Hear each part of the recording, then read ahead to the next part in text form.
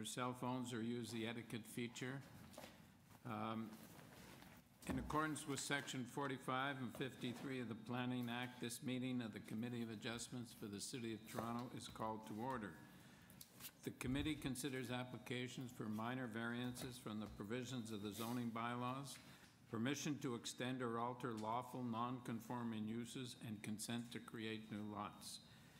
To ensure a fair and timely hearing, I will vet the agenda to determine which applications can be dealt with immediately and which applications require a more in-depth review. I would call each item in the order listed on the agenda and ask if anyone other than the agent is present in interest and wishes to address the committee. If there are people in interest, the matter will be held until all non-contested applications have been cleared from the agenda. If your item is held, we strongly advise you to meet with the interested parties outside the hearing room in an effort to resolve concerns or issues. If no person is present in interest, the agent will proceed with their presentation if required. The committee may ask questions and/or take the matter into committee for decision. Each speaker will be given a maximum of 5 minutes to address the committee. When addressing the committee, please come forward, hand in your decision request card to the committee staff seated on my right, then go to the podium, state your name and address. If you have a written submission that you read from, please hand it to the Deputy Secretary Treasurer when you're done. Applicants will have 5 minutes. Individuals in support or opposed will be allowed to express their views, but if there are several speakers, we would ask you to appoint a spokesman to represent the group's opinion. We may ask questions of each speaker. When all speakers are finished, the applicant will be given an opportunity to rebut the related issues that were raised. The matter will then be taken into committee for decision, which will mark the end of all discussion. If you do not agree with our decision, you may appeal. The appeal will be dealt with by a tribunal called the Toronto Local Appeal Body, or TLAB. For more information about TLAB, visit their website or the Committee of Adjustments website. Appeal instructions will be included at the bottom of every decision. In order to receive a copy of our decision and to be informed of appeal proceedings, you must fill out the decision request card. Please include your email address, as the TLAB will be sending notifications and appeal updates by email. Please make sure you hand in your completed form to the Deputy Secretary Treasurer or her staff before leaving today. Decisions will be mailed within 3 business days. Are there any declarations of interest for the 130 list? I'm just checking. Nope. Okay. No. All right. Are there any applicants who wish to withdraw their application at this time?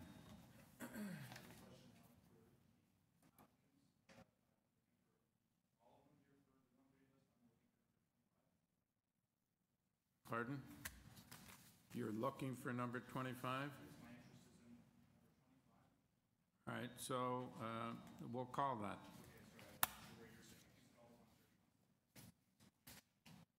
Okay. All right, and I'll vet the Agenda. 130 agenda. Number 20, 74 Hudson Drive, applicant? Yes. Yes. Any opposition? Yes. Yes. Okay, we'll hold this down. Perhaps you could go outside and see if you can resolve your differences. 21, 7 Laxton Avenue, applicant? Yes. Any opposition? No. 22, 174 Grace Street. Any opposition to 174 Grace Street? No. Number 23, 25 Curity Avenue. Applicant? Yes. Any opposition? No. 24, 462 Markham Street. Applicant? Yes. Any opposition? No. Okay. 25, 102 Cowan Avenue. Applicant? Yes. Opposition? Yes. Okay. We're going to hold this. Perhaps you can go outside. 26, 76 Hazelton Avenue. Opposition, 76 Hazelton? Yes. Yes, okay, we'll hold that. Perhaps you can go outside and try and resolve your difficulties. 27, 104 Robert Street. Yes, any opposition?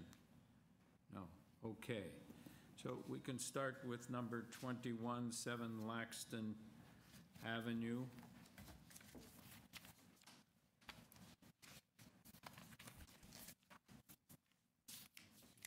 The purpose of this application is to construct a new 4-story, 14-unit apartment building.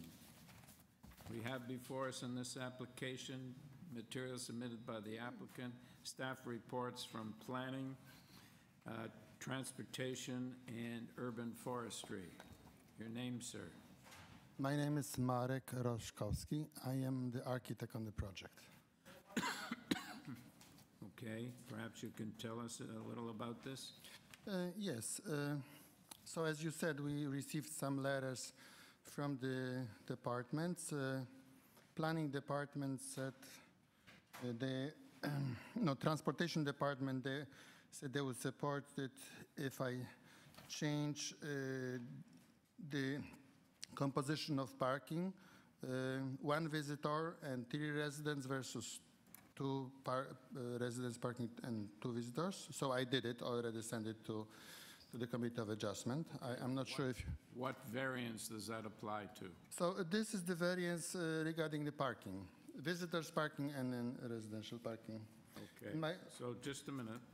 I have number 6, which is the, it says a minimum of 11 resident parking spaces. There'll be 2 resident parking spaces. Is that what you're asking for? No, right now the Transportation Department asked me to provide 1 visitor parking space and no, there are 2 different points. One is point number 8, visitor parking spaces, and number 7, resident parking spaces. So in both, for the resident parking spaces, they recommend 3 residence parking spaces, which I provide in updated drawings. A few days ago, I sent it to the Committee of Adjustment. All right, so number 6 on the notice that went out. Oh, okay. Talks about 2 resident parking spaces. You are going to provide 3? 3, and then 1 for visitors. That's what, as per transportation recommendation. Just a minute. Okay, so number... Maybe the different numbers, because I go by the number that the PPR zoning examiner gave me. 5 under the old bylaw. There'll be 3 resident parking spaces and 6 under the old bylaw. 1 visitor parking space? 1 visitor and 3 resident parking spaces. So that was the request from the transportation. And also there was another request from planning department, which actually they don't have any, they just want to ensure that the building they are providing here is not going to change later on. So they want... so they have 2 conditions. Yes, they want maximum building depth 22.6 meters, which is right now. Right. We know about that. We know about that. So do we need a presentation? So, other than to correct the planning report, it's the 2nd floor plan, not the 3rd. I believe that's correct. Madam Secretary? yeah. Okay, so the first condition that the planning... First condition is to keep the building maximum 22.6 meters, which it is right now. Yeah, it says exclusive of the rear deck as per the 3rd floor plan, but we think it should be the 2nd floor plan. Is that correct? The 3rd floor plan of the proposed building, well, let me have a look at the drawings. Mr. Chairman, the first condition deals with the 2nd floor, and the 2nd condition deals with the 3rd. Or maybe they mixed up the floor. The reference is to the 2nd floor plan in the first condition. My 2nd floor is 22.6. Yeah. That's say the 2nd floor plan. Okay. All right. And and so is this correct? And then my 3rd floor is 21.69. Yeah, just 21.7. As per the third floor plan. That's my third floor plan, yes. Okay. Okay, perhaps you can tell us about the height and the depth. They seem to be, Okay, so there are a couple of variances as far as the height. Hold on. Let me get my letter of explanation. Okay, so I grouped those variances, citywide bylaw and Toronto bylaw. So the first one is height. So the maximum permitted height is 10 meters. So the building will be 13.662 meters. So we're asking for 3.3 meters, 62 centimeters. we have 13.32 meters. Do you need 6.2 meters? No. You have 13.32. Yeah, How much you have? 13.32 meters.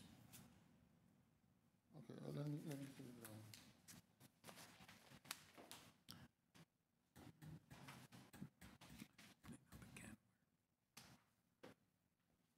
Yeah, sorry, 30.31 I have here. Okay. So why is it higher than the, I don't know, maybe the plans examiner didn't look properly. Thought the 3 is 6, but actually it's... no. We know about the 13.32. It's 13.32? Well, on my drawing is 13.31. That depends on what kind of accuracy you set up on for the computer. And they may be snapped to the next. Are you sure that the variance? On one drawing it's 30.32. Okay, so let's put it, the worst case scenario is 30.32. Okay, Sometimes the computer decides to the closest centimeters. all right. Can you tell us why you need that height? Basically, there's 4 stories, and then I want a slope roof for the water to drain easily, so I don't have to put a drains in the middle of the building, which would be difficult to deal with in such a small lot, you know. Okay, all right, so then the Okay, so number 2 variance is That would be the depth. 22.52 meters. Yes. So maximum building that permitted in both bylaws is 14 meters. 14 meters, so then I won't be able to put an apartment building there. So then we're asking for building depth.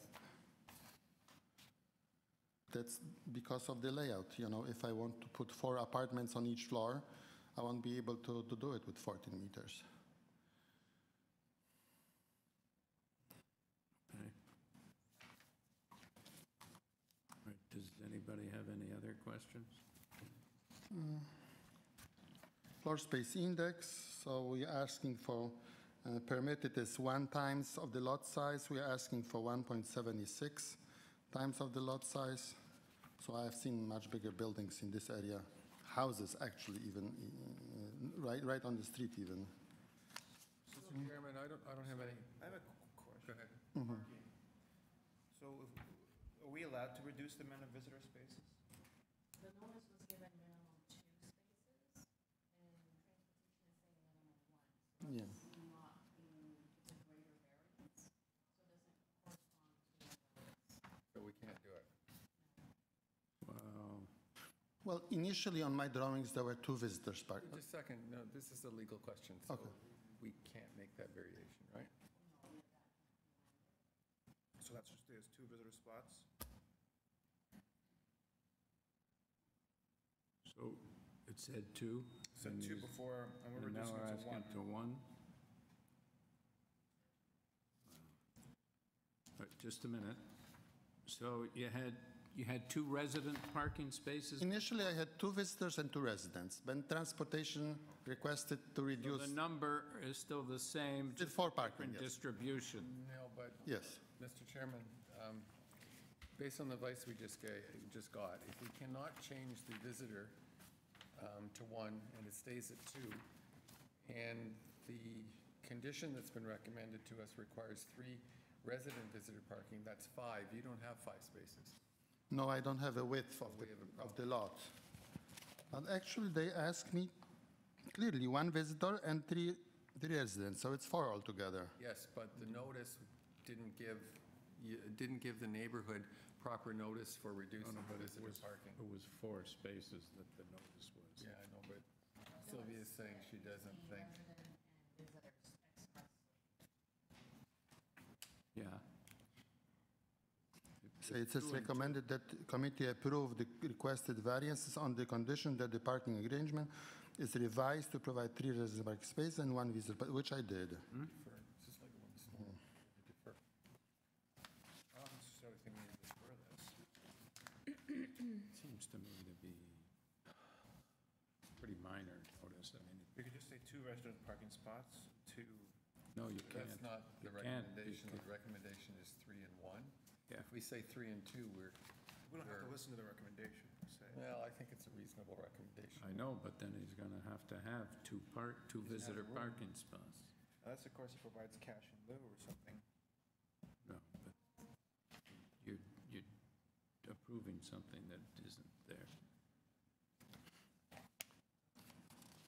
So even though the number's the same, the distribution isn't the same, so the notice is If improper. you want to approve this, what would you suggest, Sylvia?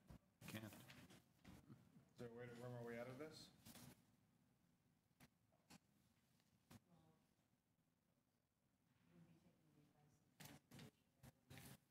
Okay, so transportation made that recommendation. Yes. So if we say we approve 4 parking spots between the resident and the visitors' parking to be, a distribution to be agreed to by, with the Landlord with the tenant. transportation. Oh, okay. The manager of transportation Yeah. services or something. Yeah, so we don't have to serve the notice again. Okay, that sounds sensible. No, does that work?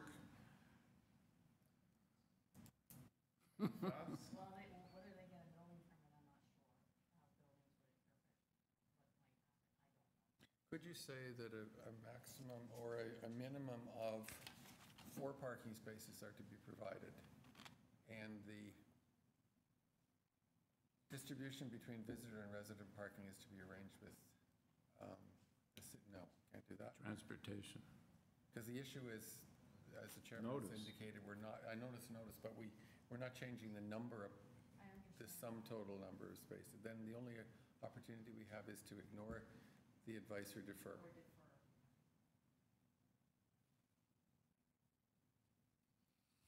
And we defer. I think we have to defer then. We can't recommend something that wasn't in the notice. Do you understand what's going on? There's some The legal, recommendation that concern we've here. got from development engineering is recommending a distribution of parking that is not the same as what we advertised in the notice. Oh, okay, okay. We can't approve something unless it was properly notified, that people were properly notified.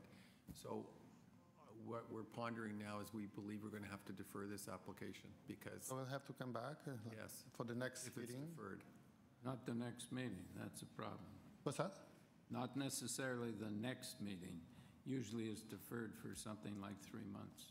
Site plan would have to be altered as well, because it's expressly noted. Yeah. So why don't we approve 2 and 2? Because that was a notice, right? Let them work it out Or with just ditch transportation. Yeah, I can revise the back very quickly. Yeah, pardon? I can revise 2 to 2, and then later on, You can deal with if transportation. city has some other comments, then Yeah. very easy for me to do. Recommendations, we ignore the advice because we can't implement it. That's how the notice went out. To give us actionable advice. Okay, go ahead. Yeah. Okay, so we're going to approve it as the notice provided, and then you can work it out with transportation. Sure, no problem. Donald, I think we're going to approve it. There's no motion yet.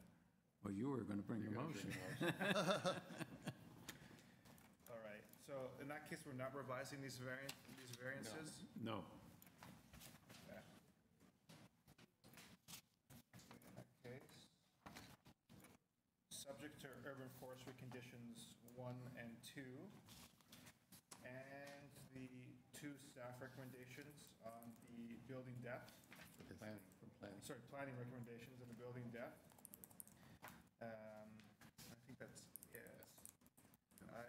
move that we approve this application. Second the motion. All in favor? Have your approval? You do need to go and talk to transportation. Yes, yes, definitely. There's a problem you need to resolve. Yes, my initial proposal had 2 and 2, but they asked me to change it. I changed it. I understand that, but we had a problem when they changed it. We didn't have a Yes, problem. I understand that the different notice went out. Yes, Sylvia? thank you. Kind of a notice go to Okay. engineering explaining what we've done. Will you explain why we didn't implement the condition because of the notice? Thanks. Okay, thank you, sir. Thank you very much. Number 22, 174 Grace Street. Purpose of this application is to alter a 2-story semi-detached dwelling containing 2 dwelling units to a 3-story semi-detached dwelling containing 4 dwelling units by constructing a 3rd-floor addition, a 3-story rear addition with decks at all levels, rebuilding the front porch, building front and rear basement walkouts, completing interior alterations throughout the dwelling, and constructing a concrete detached garage at the rear of the property. We have before us in this application materials supplied by the applicant, staff reports from planning and urban forestry, as well as the 35 signature petition in support. Your name, sir? Thank you, Mr. Chair. Good afternoon. My name is TJ Sakura. I am a registered professional planner here on behalf of the owners of 174 Grace Street. What I've just handed you, I can put myself in your hands with regards to presentation. What I've just handed you is updated drawings that directly respond to the planning department staff report to impose a condition that the 3rd floor be no longer than 16.3 meters. These are the updated plans showing the 3rd floor at 16.3 meters. It's shown on the 3rd floor plan, which I think is the 3rd page. So have you filed it with planning? Yes, we have, Okay. and with committee staff. They just requested that I bring additional copies for the committee today. All right. Thank you.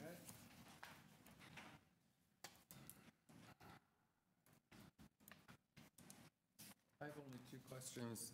Normally, we get a recommendation from planning to not permit front basement walkouts. Are there front basement walkouts on the street currently?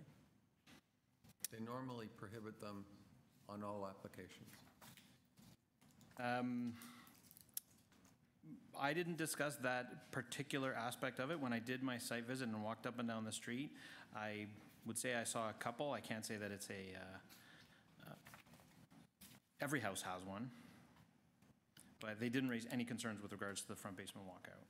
It is hidden. It is below grade. And my other question has to do with screening from the decks. You have decks on the top 3 floors, I believe. Yes. Actually, you have them on all floors, main floor, 2nd floor, 3rd floor. Again, normally there would be a request for screening, but at least the property behind you is separated by a garage and a laneway. Right. Was that your consideration as well? It doesn't look to me like screening those balconies is necessary. It looks like a bit of overkill. There is screening indicated on each of the floor plans, a privacy screen on the sides of each balcony, not to the rear. It's not at the back. Okay. Correct. 1,500 high parking screen. This is 25 meters. Oh, I see. Yeah, okay, that's good. Okay. Any more questions, anyone? Yeah. No. Oh, Okay. So I'd like to put forward a motion to approve this application. I think it's fit and appropriate for the neighborhood. I'd like to tie it to urban forestry condition number 2, as well as the aforementioned staff condition about the 16.3 meters on the 3rd floor. Would you accept a friendly amendment that it's be built substantially in accordance with drawings SK6, SK9,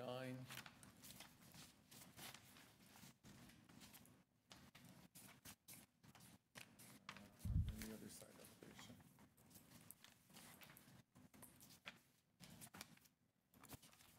It's a semi. There's only one. Okay, I'm sorry. Yeah. Those 2, and my purpose for that is that shows the screening rather than having to deal with it in words. It's shown here on the drawings. And the setback is shown as well. I'll accept the amendment only if it's friendly. It's friendly, yes. Okay. Is that shown on the drawings just submitted, or? Yeah. Yes, so I will give, so they're the drawings received today. Okay, SK6 and then the site elevation, which I think is 9.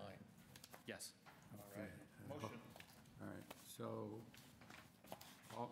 we have a seconder? I've seconded it. All right, all in favor? You have your approval, sir, thank you. Thank you very much, Mr. Chair, members of committee. So these drawings are going to be stamped as received today, okay?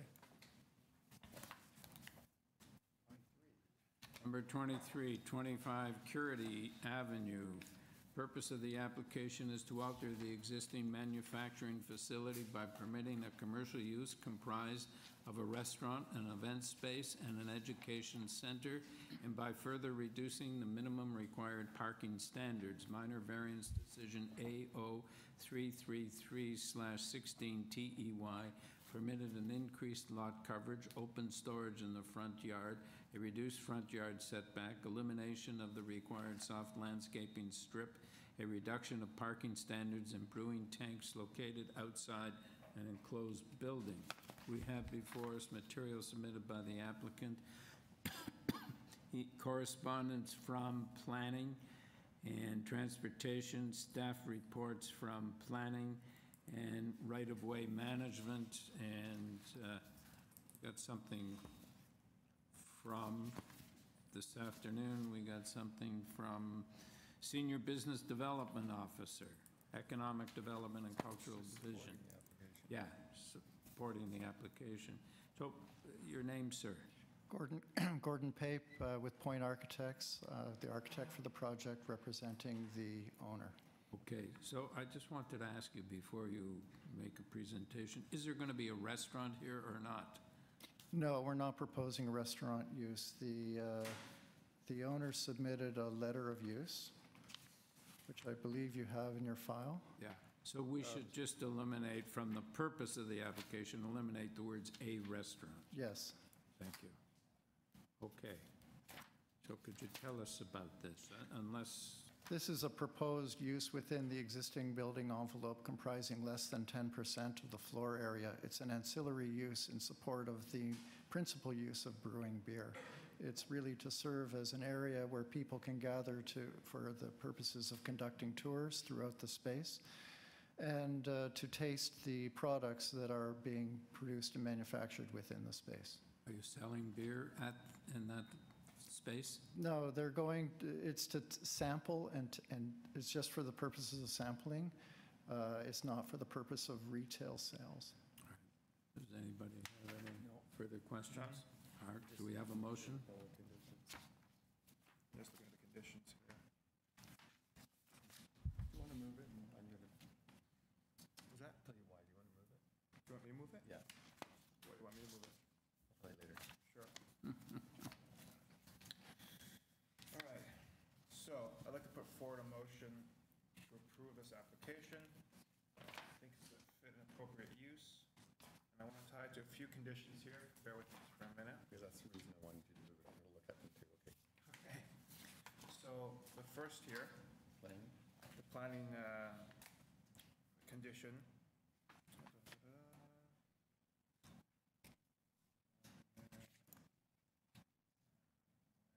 Here it is, here, list of non-approved uses. Giving us a book here. Yeah. All right, so, yeah, tying into these conditions from planning, that the following uses are not permitted within a brewery operation: restaurant, restaurant drive-in, restaurant takeout, eating establishment, takeout eating establishment, and dine-in eating establishment as defined in the City of Toronto zoning bylaw, and food preparation is not permitted on site. Did you say brewing operation is not permitted? No, I actually have it right here. No, eating establishment, takeout eating establishment, and dine-in eating establishment. Within. No, it says any other cooking facilities are not permitted within the brewery operation. Breweries That's right. allowed, don't worry. Understood. And then, just looking at the conditions from transportation.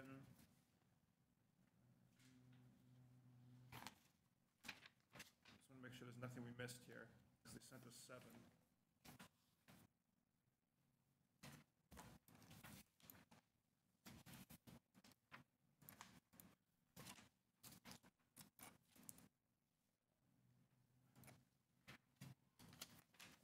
Okay. I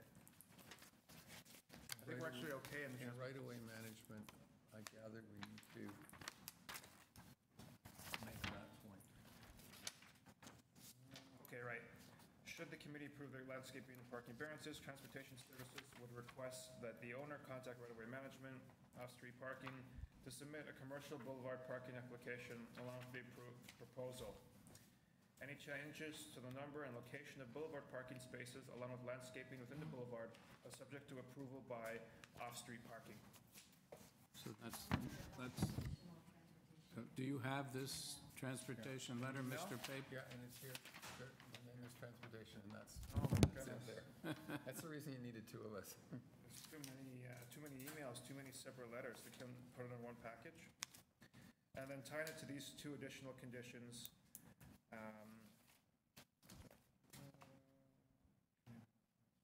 provide a total of 125 parking spaces to serve on-site development, which can be provided on the site within the city boulevards, and off-site within 300 meters of the site.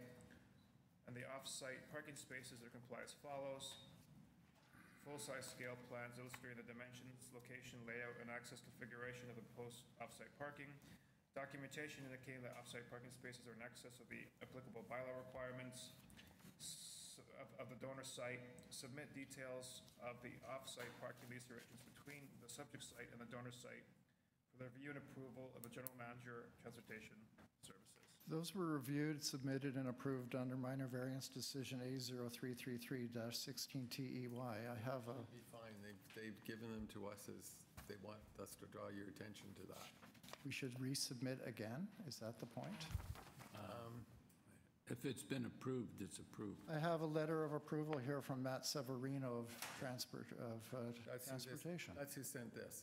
Yeah. Wait, I what's will the give date you on my that? copy. What's the date on that? July. What's the date of the approval you have? July. Prior. Hang on a second. But if you've done it, it doesn't really matter. You may wish to take this memo with you and just confirm with him. I'll resubmit. Okay. Do you want this? Yes, What please. we've got? All right. So we have a motion and a seconder. I'd second the motion, Mr. Chairman. All in favor? You have your approval. Thank you. Thank you very much. Wonder if there's any extra conditions. I don't know. I was afraid we weren't going to get them all. Number 24, 462 Markham Street. The purpose of this application is to alter the existing two-story detached dwelling by constructing a rear two-story addition and a complete third-story addition with a rear third-story deck. And we have before us material submitted by the applicant, a report from planning, one letter in support from 464 Markham, and one letter in opposition from 446 Markham. Your name, please. Good afternoon, my name is Lina Rodriguez, I'm the agent.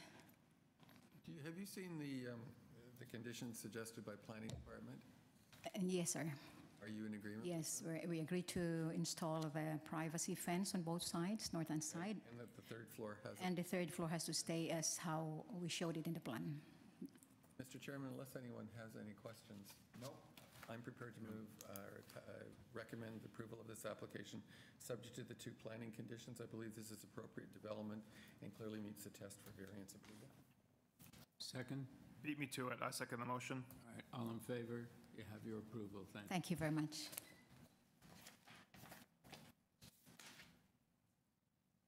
Number 27, 104 Robert Street.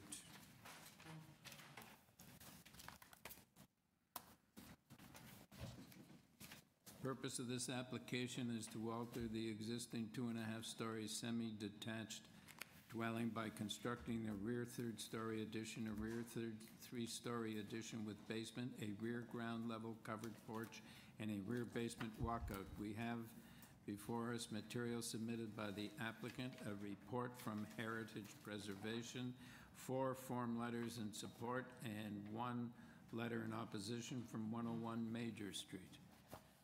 Okay, your name, sir?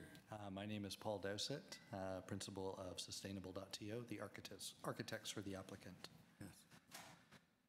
So first off, I'd like to make one very simple clarification to the purpose of the application.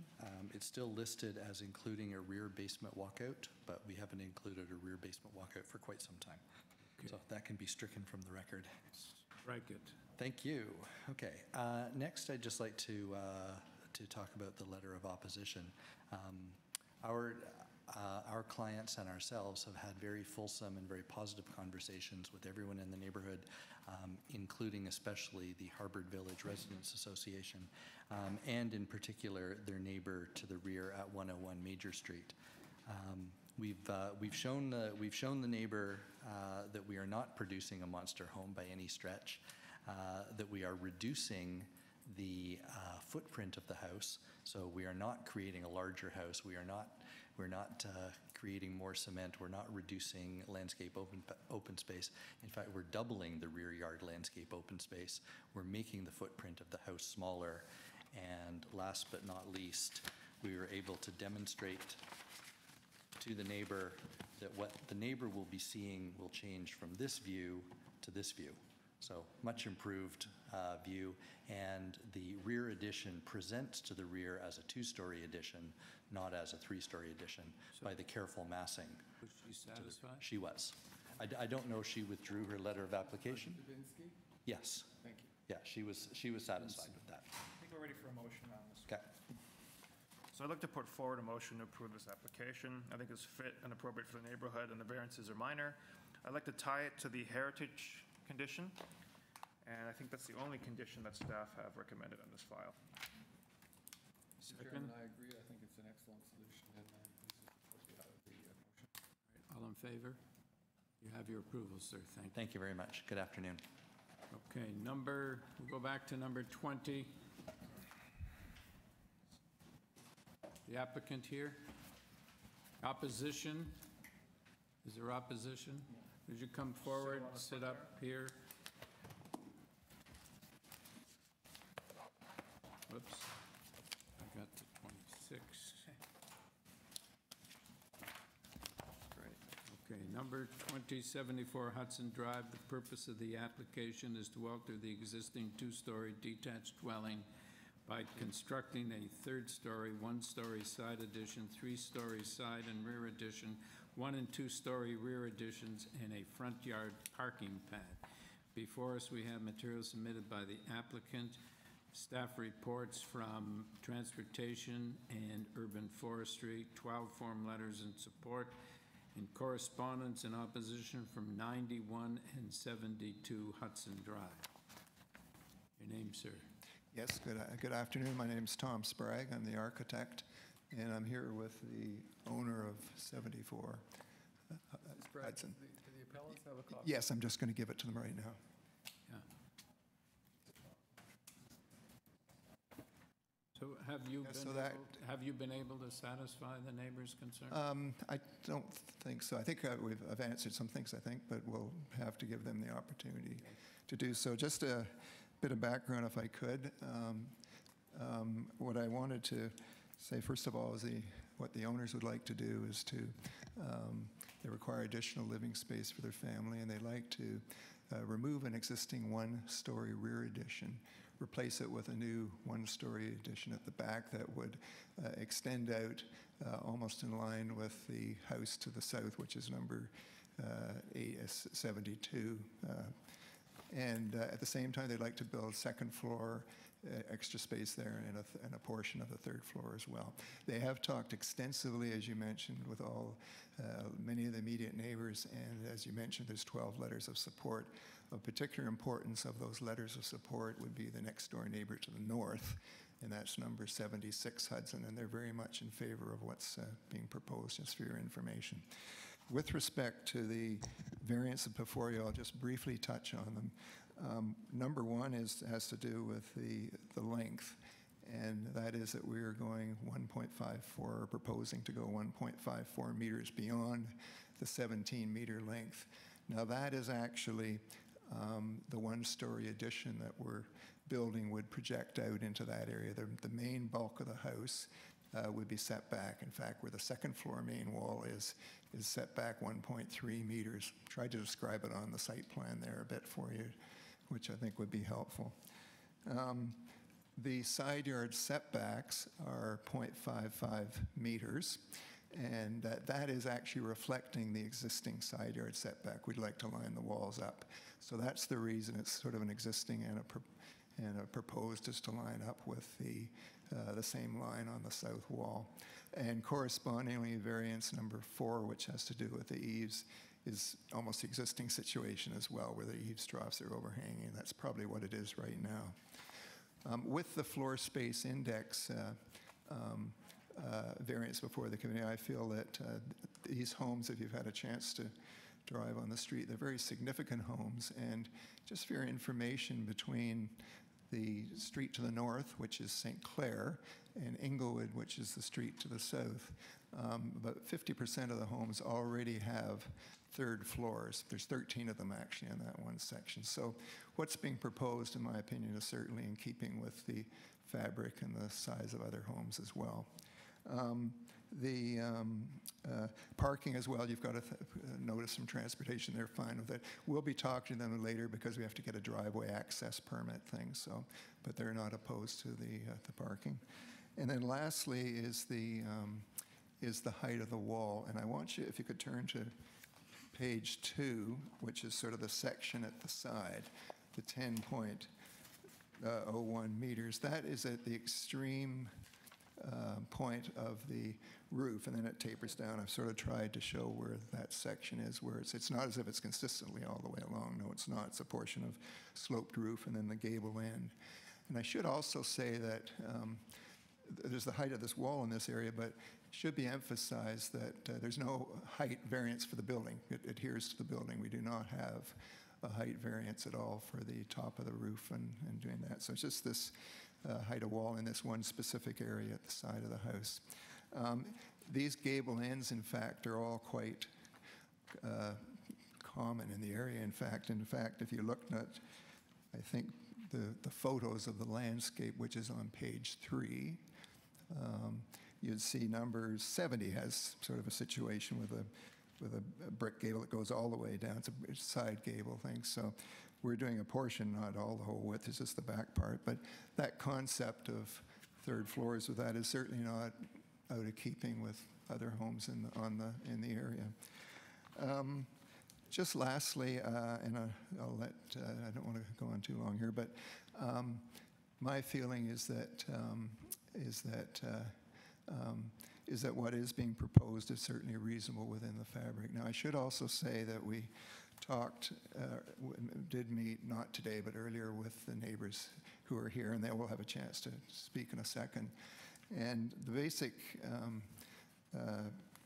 concern, one of the concerns they had was that we were building closer to the property line than what exists. We're not. We're building in line, the same location. So I think hopefully I answered that the other night when we did meet. And the other concern, if you look on the photos at the end, number 5 and number 6, that's looking at the neighbor's house to the south, and that's the view from the back garden. Number 5 is looking at that, and then number 6 is looking down the thing, and I've sort of put an asterisk beside the 2 bathroom windows, which are the windows that they're concerned about, where they would be losing light. And my feeling is that I don't think they're going to lose light, in my personal opinion, because first of all, their house is on the south side, we're on the north. There's 10 feet in between the homes, so that I don't think there'd be any loss of light whatsoever, in my opinion, anyway. Anyway, that's just, if there's questions, I can certainly try and clarify them for you. All right, perhaps we can hear from the neighbors and Okay. have a chance to rebut it. Okay, fine, thank you very much. Thank you. Thanks. So one of you is going to speak, I hope. I'm going to speak. Okay, you can support Thanks for her. listening to us, and if I missed something, if Steve could just step in at the end. I might miss something, but Okay, perhaps you could tell us your name and your address? sure. I'm Leah Lutz. This is Steve Lutz. We're homeowners at 72 Hudson Drive, directly to the south. And Yes. we're here because we wish to contend that this is not a minor variance, that our neighbors are putting on a third-story addition and as well a rear addition to the house, such that the square footage is going to be exceeded. And then we were just hearing about the side lot lines and the setbacks, which were previously contravened. That's been explained to us, but it still makes the extensions in terms of the rear walls and the side walls imposing because they are only 0.5 setback from the side lot line. We feel that we are, despite the submissions that have been made, going to be experiencing a huge change in our home, a lot less light, not just those 2 bathrooms, but also we're going to be losing our light in our front hall, on our stairwell, and also at the back of the house, the views from the kitchen and the family room are also diminished because of the rear additions. So not only are we experiencing changes on our second floor, which, as they've noted, the house to the north has not complained because they also have a 3rd floor. But we bought this house renovated. We didn't put on any of the extensions. We've been living in this home for 8 years in a certain manner, and we are disappointed at the prospect of losing light all across the north side of our home. I have put together just a volume with images showing the loss of light and obstructed views in our front hall, on the stairwell, in my children's bathroom, in the master bedroom bathroom, and then also just several pictures showing how we will no longer have the view from our kitchen and our family eating area. Those pictures? Yes. If I could just. I've broken them down into 2 different areas, just noting the changes as a result of the 3rd-story addition, and then at the back, the rear addition.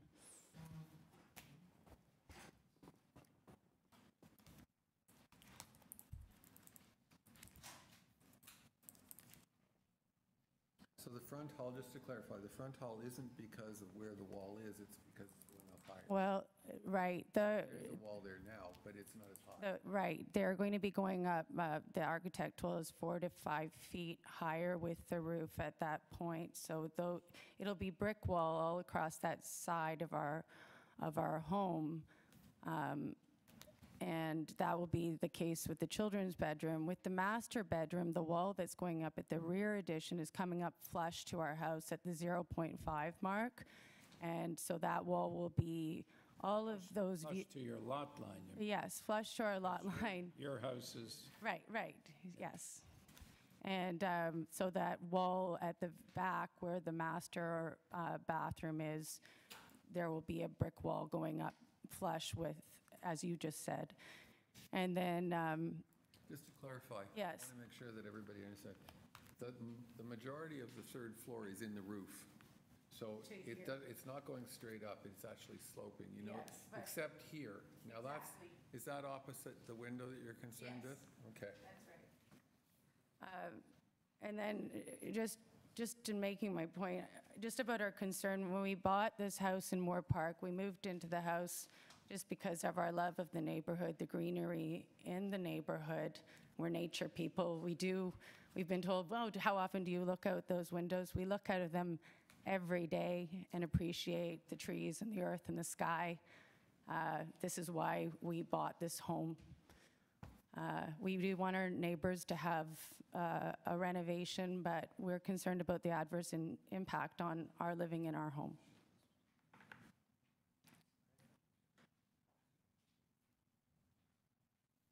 Questions from the neighbors?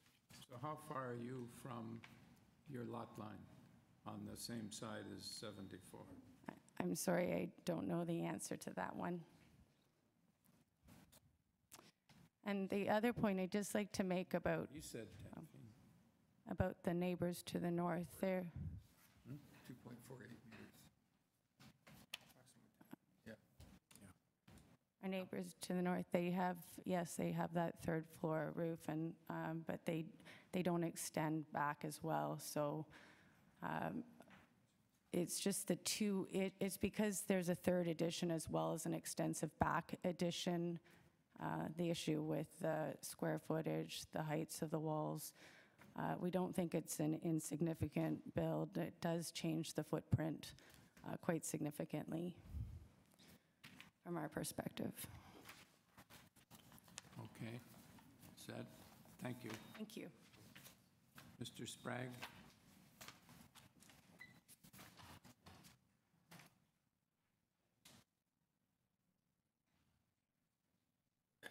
Have you seen these pictures, Mr.? No, I've not, actually. Well, perhaps you could take a look at them. I don't know how much they tell us because these are areas, it seems to me these are areas the neighbors are concerned about, but there's no way of determining what the impact would be.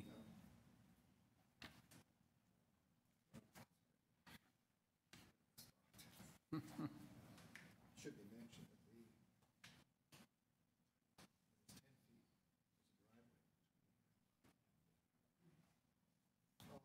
Okay.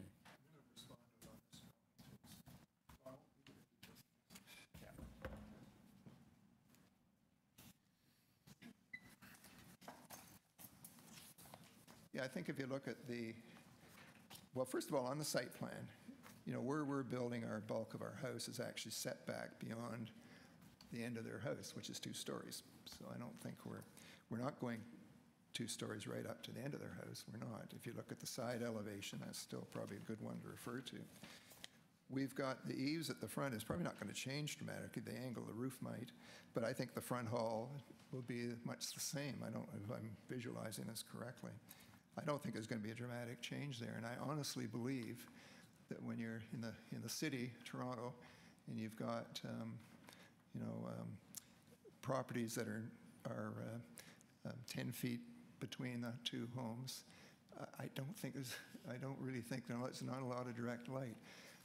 The people to the north are probably the ones who would be most affected. They're not opposed; they actually are supportive. But this is to the south. It's 10 feet down, and it's not. The front part has a lot of roof, which is really similar to what it is, albeit a slightly steeper angle, but much the same. As I mentioned on the height, the overall height of the building is not a variance, so we're within that length. Any further questions? No. All right. Thank you, sir. Okay. All right. Ready for a motion?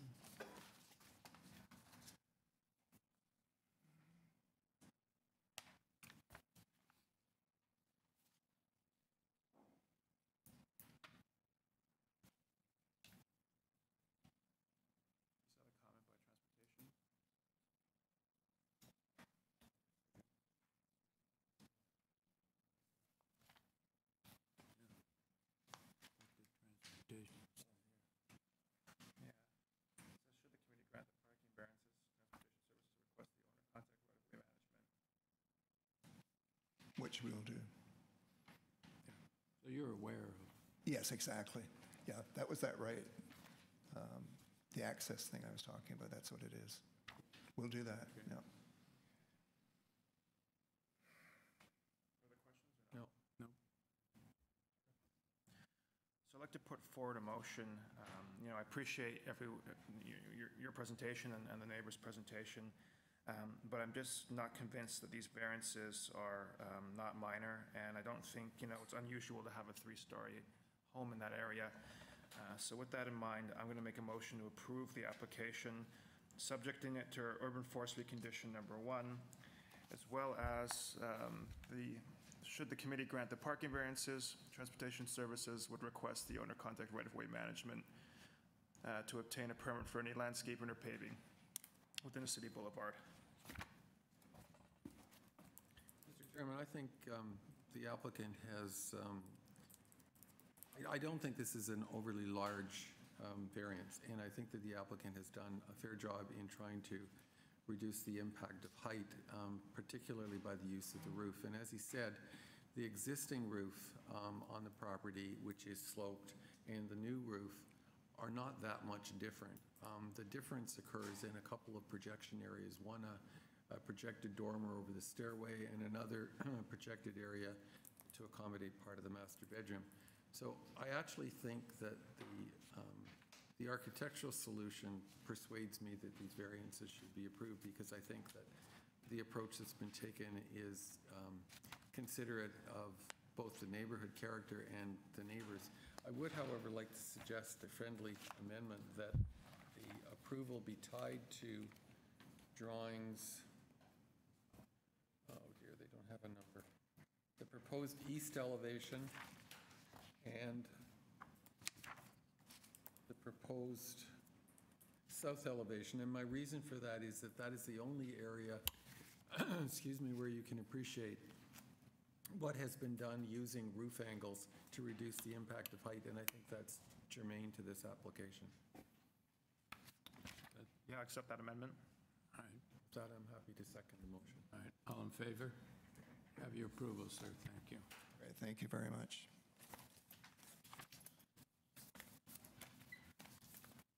Number 25, 102 Cowan Avenue.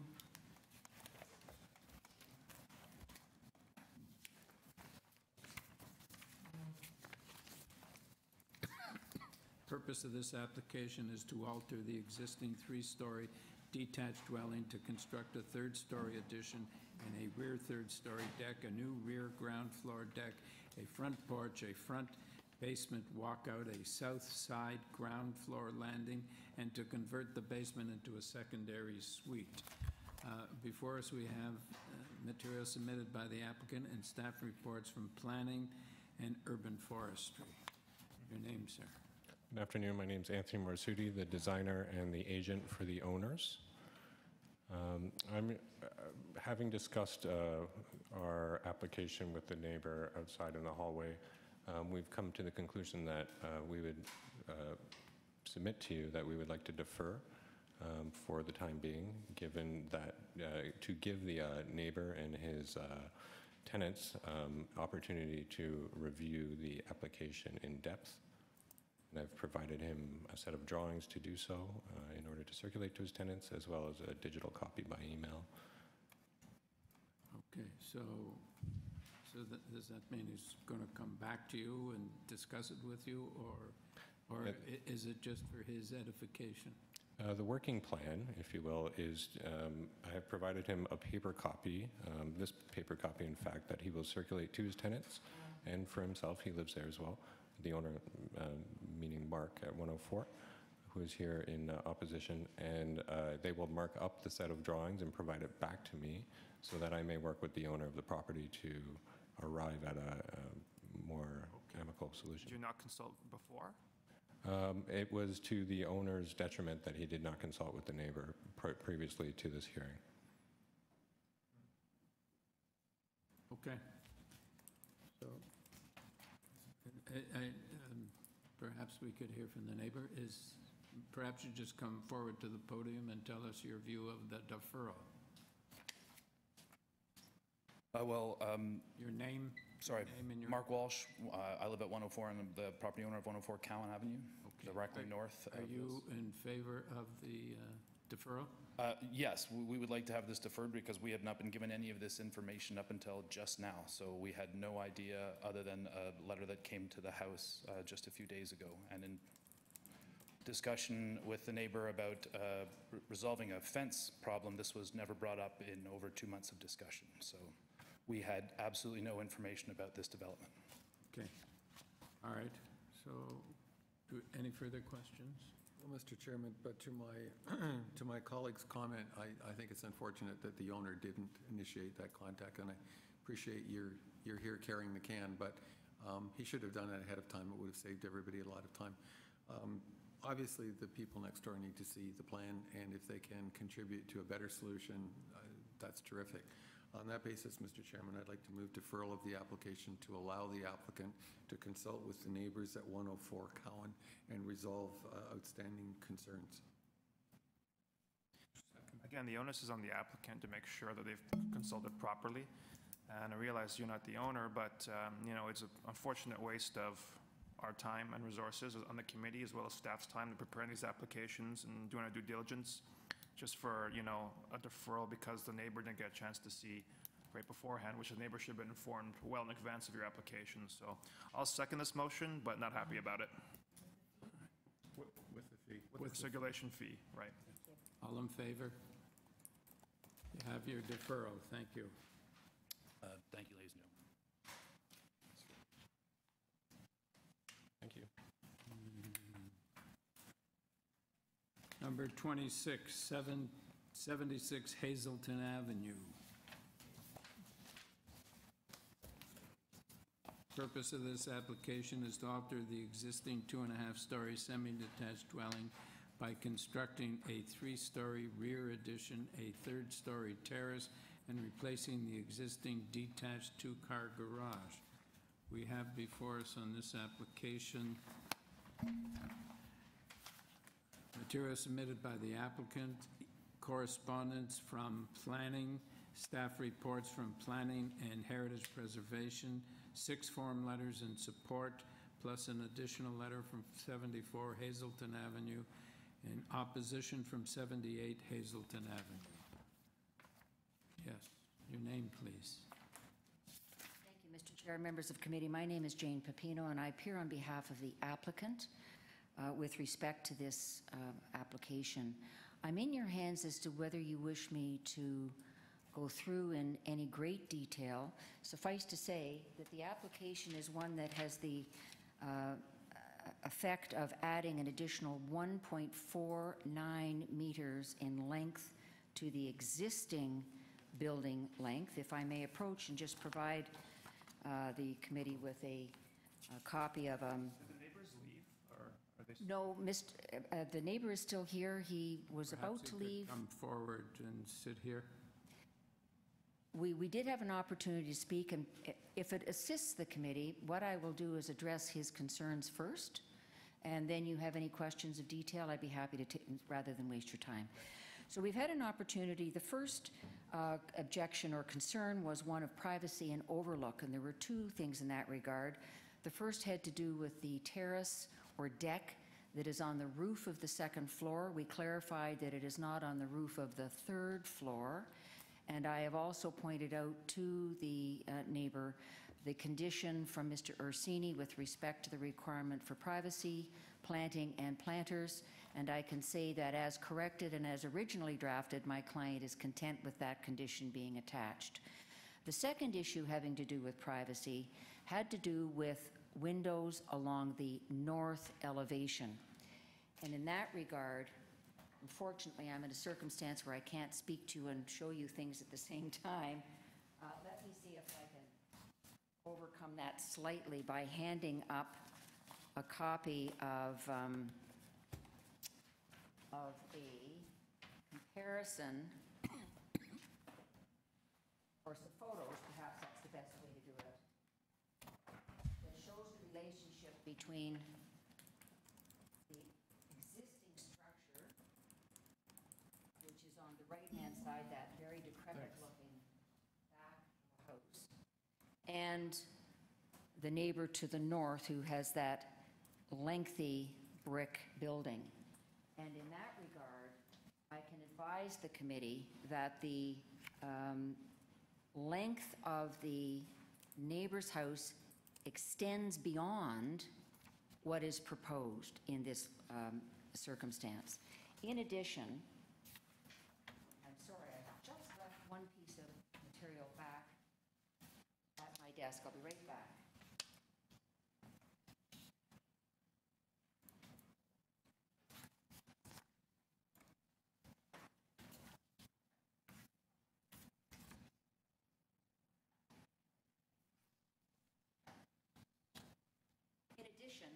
The concern was with respect to the north elevation, as I indicated, and if you would put that in front of you, it's drawing A7, you will see the existing structure that is to be maintained on the left, and then to the right is the addition, and the middle 2-story small window, we have agreed will be made translucent. So that's in the middle of the 3 new windows. And on the right-hand side is the return on the north side of a window that, as an architectural feature, shows a narrow return on the north elevation, ties to glass across the rear or west elevation, and returns again on the east elevation. And that is a circumstance where my client wishes to remain with a present design of clear glass. And speaking to the issue of impact, I would then take you to the photographs and ask you to turn to the second photograph in the set that I just handed up to you, the colored photographs.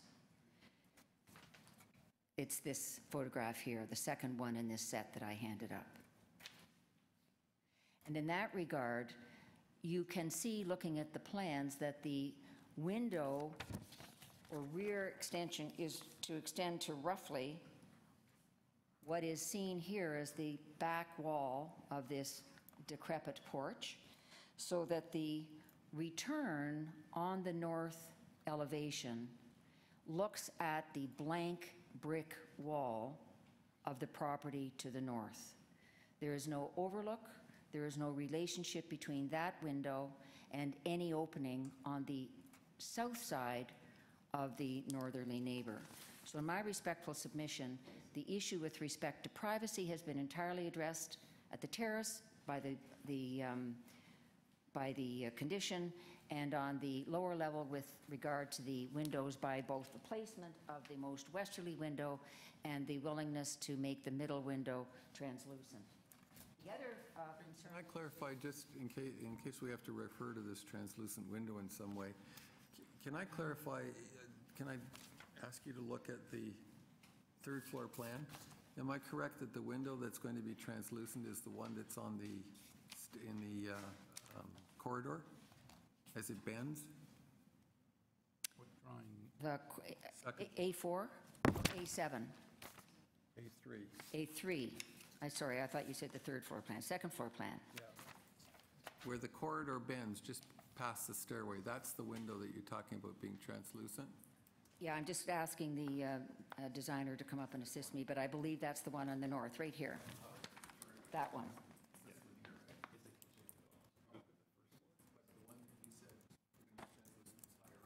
No, it was 2 stories, yes. There's a 2-story space at the back of the house. No, sorry, you've missed. We're on something different, Jason. One sec.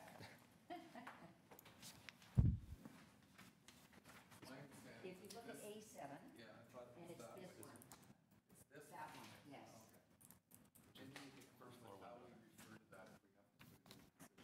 I think that by looking at A3, that would be, or I'm sorry, A2, that would be, we could perhaps get the designer to mark it up, and we'll file it with you, and I will try to give it a verbal description. Good.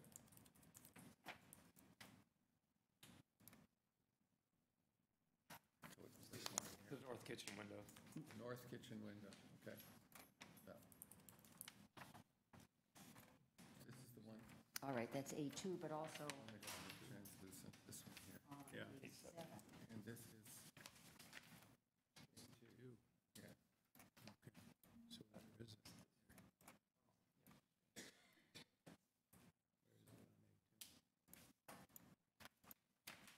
So I have marked up A7 in a way that I hope corresponds to what the designer has marked up on A2, and I can give it to your staff now just so it could be referenced in a decision if that's of assistance. Is that okay? Because I don't know how else to refer to it. Yeah, I don't know exactly which window. Okay, we need to. That's why we're But- proposing to be able to assist.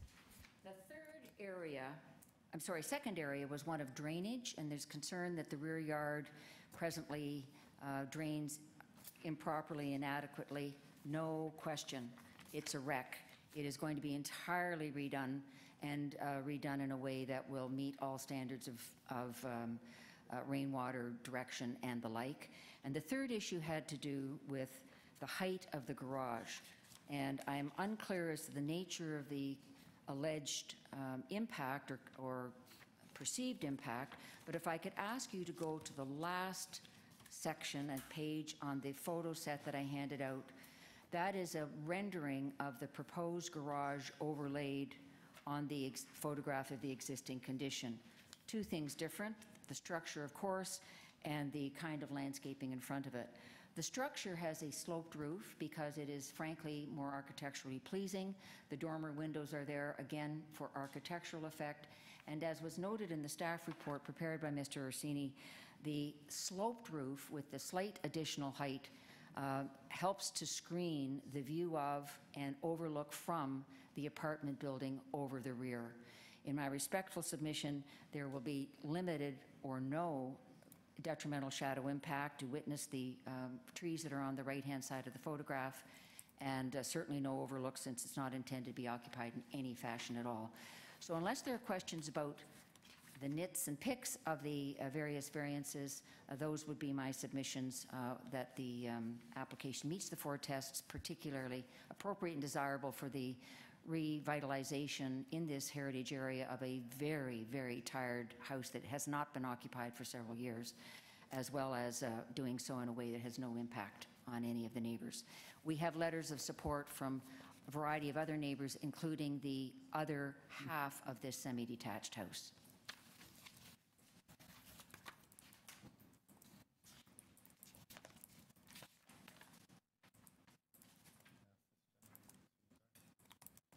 Perhaps you could come forward, sir.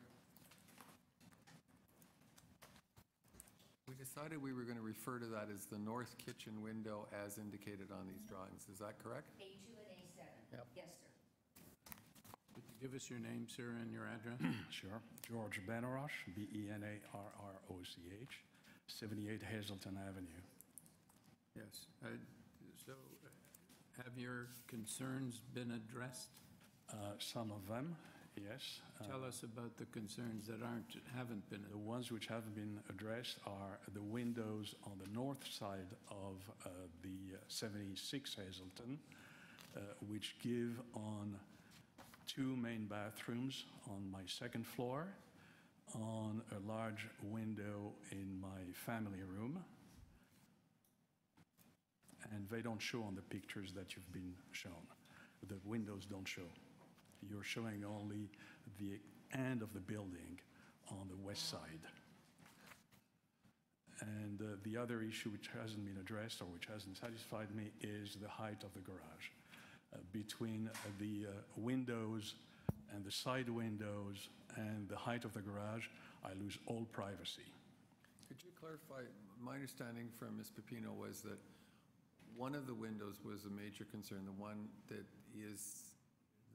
provides light to the kitchen of the new building, and there's been an agreement that That's correct. That's agreed, yes. Okay, so now, but you have other windows that you're also... There is the other window, which is the northwest corner.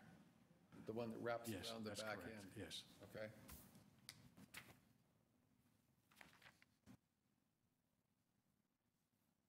So, is it this window you're talking about? No, he's talking about the window on the new plan, on the... Where are your windows My windows are that you're concerned inside, about? on this side. Okay, so they're not visible in these This is okay photographs. because there is the new window, which is translucent, which is here. This is the translucent one. that's Not over here. opaque, not translucent. Oh, sorry. It addresses the... And this is the other window you have This is the concern with? Yes. Yeah, which is here. And the garage on the other side.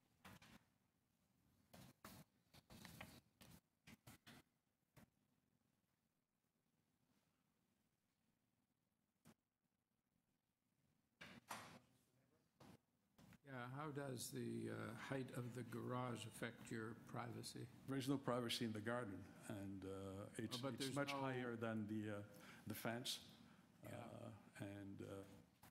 But as I understand it, it's a garage, but it's not occupied by people looking out onto your property. Oh, it's the height that disturbs you? Yes. John, apartment buildings. can I clarify your understanding of what's happening to the one window when it's opaque? What's going to happen? It's going to be glass, but you can't see through it at all? The window we What are agreed you, upon? the one that you've agreed on, what are you hoping will happen there? It's going to be translucent, yes. Okay, you're saying translucent, she's saying opaque. Opaque, yes. No, translucent means it allows light through, Yes, but you can't see. There's nothing. that's correct. there's no view. That's what we agreed upon. Okay. You Mr. agreed to Wingle. translucent, okay. Last week, Mr. Wingle told us it's properly called translucent. Yeah. Well, opaque means you can't, nothing, and Yeah. that's why I was concerned. Okay. The one that's further back that is in the, I'm sorry, but these plans are very small. They're in the family room. The one that's at the corner at the back, Northwest. if it were translucent, would that address your concern, or? I offered that. And the reason that they have concern with that is that there are two windows on either side and they wrap around, and it's That's a correct. consistent architectural feature, and I can understand that. That's correct. I just wanted to know if that window was translucent, if that would address your concerns. It would. Okay, thank you. Invite Mr. Pina back. Yeah.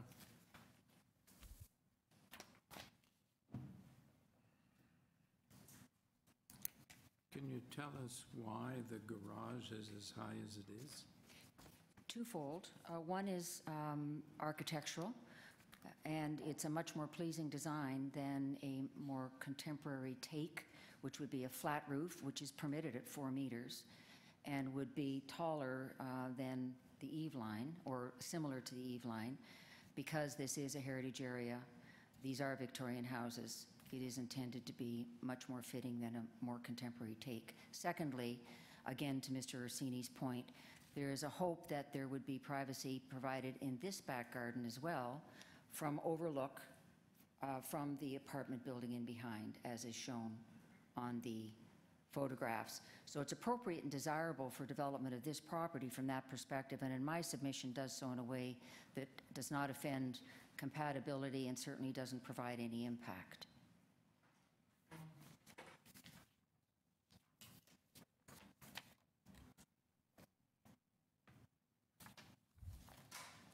And if I may just address the issue of, and I'm sorry if I got the words confused, the translucency and the suggestion that the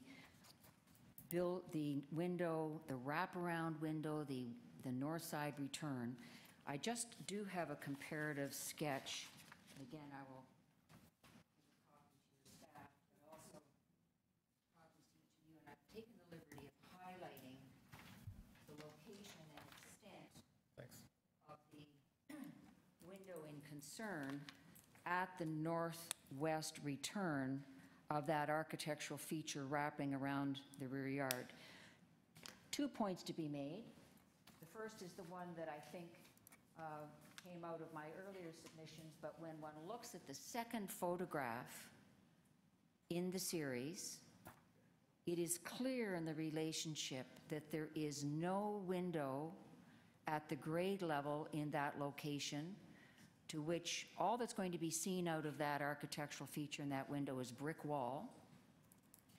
And the only window that is beside it or in that general location is a small window, I understand gives on to an area where the neighbor desires privacy, on the second floor. And you will note as well from the plans that that family room feature at the rear of the property is intended to be double height, so that the window going all the way up will have no impact above the height of someone looking out.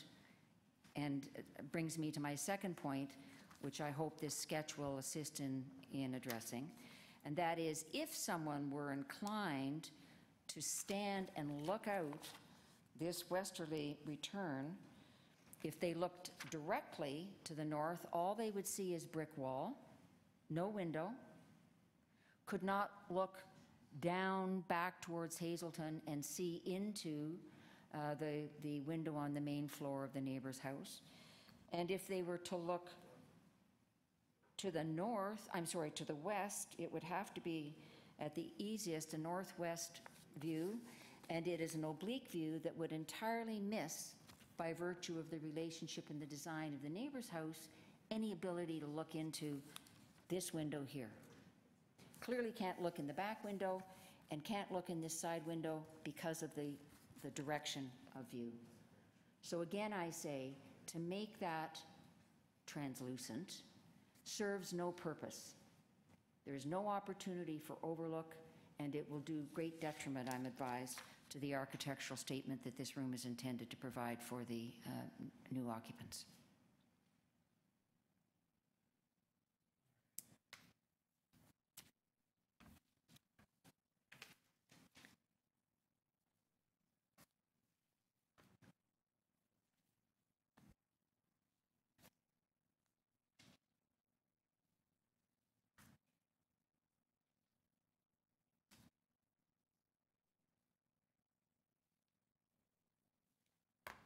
Any further questions? No. No. You have a motion? Mr. Chairman, I think there's been good faith demonstrated here in trying to address the concerns. It's not our job to redesign or to design buildings, but to try and address whether there's a detrimental impact. I think that the offer to make the north window of the kitchen translucent, actually, of the two windows that was discussed, it is the one that would potentially, and not completely, but potentially be a problem. To make it translucent is a reasonable alternative. The window further along, which is in the living room, family room, is a corner window. And I completely understand and support the architectural feature of a glass base or back to the building. As a corner window, it's impossible to arrange furniture in a way that that would be a focus for anybody to view out unless they were purposely just going to stand in the corner and look out the window, which I don't imagine that's going to happen. The solid walls are in other locations. The alternative furniture arrangements all seem to respect looking away from that window. So I'm not persuaded, although I mentioned it, I'm not persuaded that that needs to be translucent. Having said all that, I would like to move approval of the application subject to the planning conditions, and if you don't mind, I won't recite them, but... There is a correction, though. Oh, yeah. The planning condition with regard to the garage, and then the second condition, which has been changed to say opaque privacy screening or permanent vegetative screening shall be provided and maintained on the north and south sides of the rear third-story rooftop terrace. Instead of second, it said second as printed, it should say third. Right, I was aware of that, and it's the whole confusion about whether it sits on the top of the second floor or... Yeah, and Yes. then the condition that was recommended that the northerly kitchen window is illustrated on the floor plan and elevation submitted today is to be... A2 and A7. A2 and A7 is to be translucent. And it's probably advisable to put the words translucent right on it, right? Sure, okay. I'd be happy to put that on and initial it. Thank you. And I believe there wasn't a heritage condition, There was. there? Yes. Pardon me. Just a typical, My mistake. prior to the issue. Which is the standard condition. Prior to the issuance of a building permit drawings, and so forth will be submitted to satisfaction of the Senior Management and Heritage Preservation Services. You know that standard. Do. Subject to that condition, the planning conditions, the condition about the translucent window, I believe that this is an appropriate development for the area, the neighborhood, and I believe it maintains the intent and purpose of both the official plan and the bylaw. Second? Take a breath for air, and I'll second that motion. All in favor? You have your approval. Thank you, committee. All right, 3:30 agenda.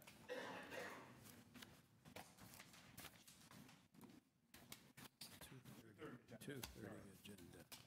Wishful thinking. Well, there is no... Okay, so I'm going to vet the 3:30 list. Number 28, 200 Dundas Street East. Applicant? Yes, any opposition? Okay, thank you. Number 29, 357 College Street. That's the applicant. Any opposition? No. 30, 454 to 464 Yonge Street, applicant. Yes. Any opposition? No. 31, 567 O'Connor Drive. Yes. Yes. Any opposition? No. 32, 38 Barbara Crescent, applicant. Any opposition? No. 33, 84 Pembroke Street. Applicant? Yes. Any opposition? Okay. 34, 153 Franklin Avenue. Yes. Any opposition to this? Okay. Let us proceed with number 28. Oh, wait a minute. Not one held item. Yeah, just a minute. I got to change my binders.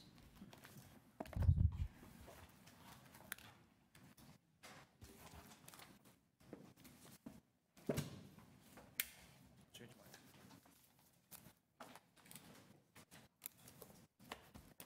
I put mine half and half, so it's a mess.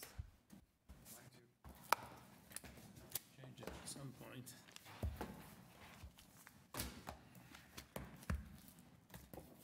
Number 28, 200 Dundas Street East.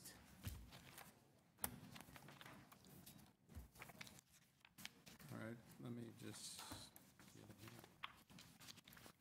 Purpose of this application is to modify the redevelopment plan approved under site-specific bylaw 1341, 2013 by providing 50 bedroom dwelling units and 52 3-bedroom dwelling units that are convertible to 3-bedroom units in lieu of 102 3-bedroom dwelling units.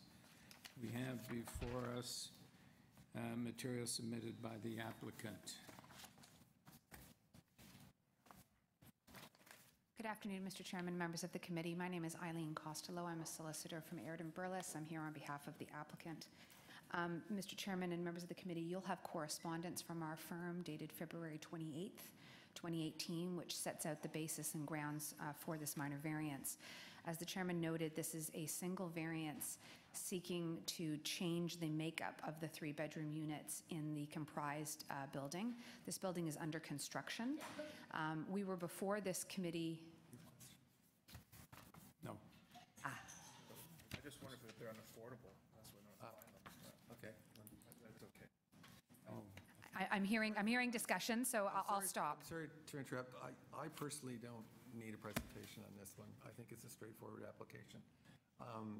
And unless my colleagues have questions, I'd like to move approval of the application. I think it's a technical amendment. It's responsible, and you seem to be responding to the marketplace, and that seems to be reasonable to me. Very much, and just for the committee's information, we're about halfway through construction.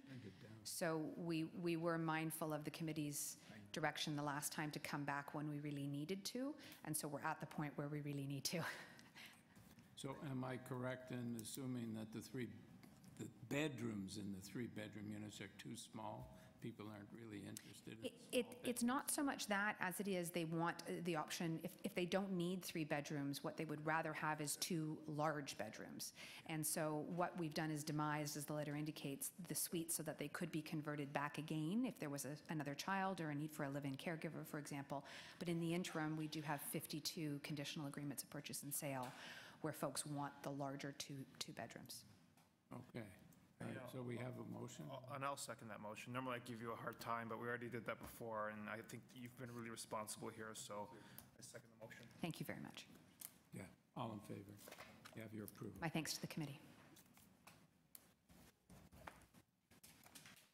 Number 29.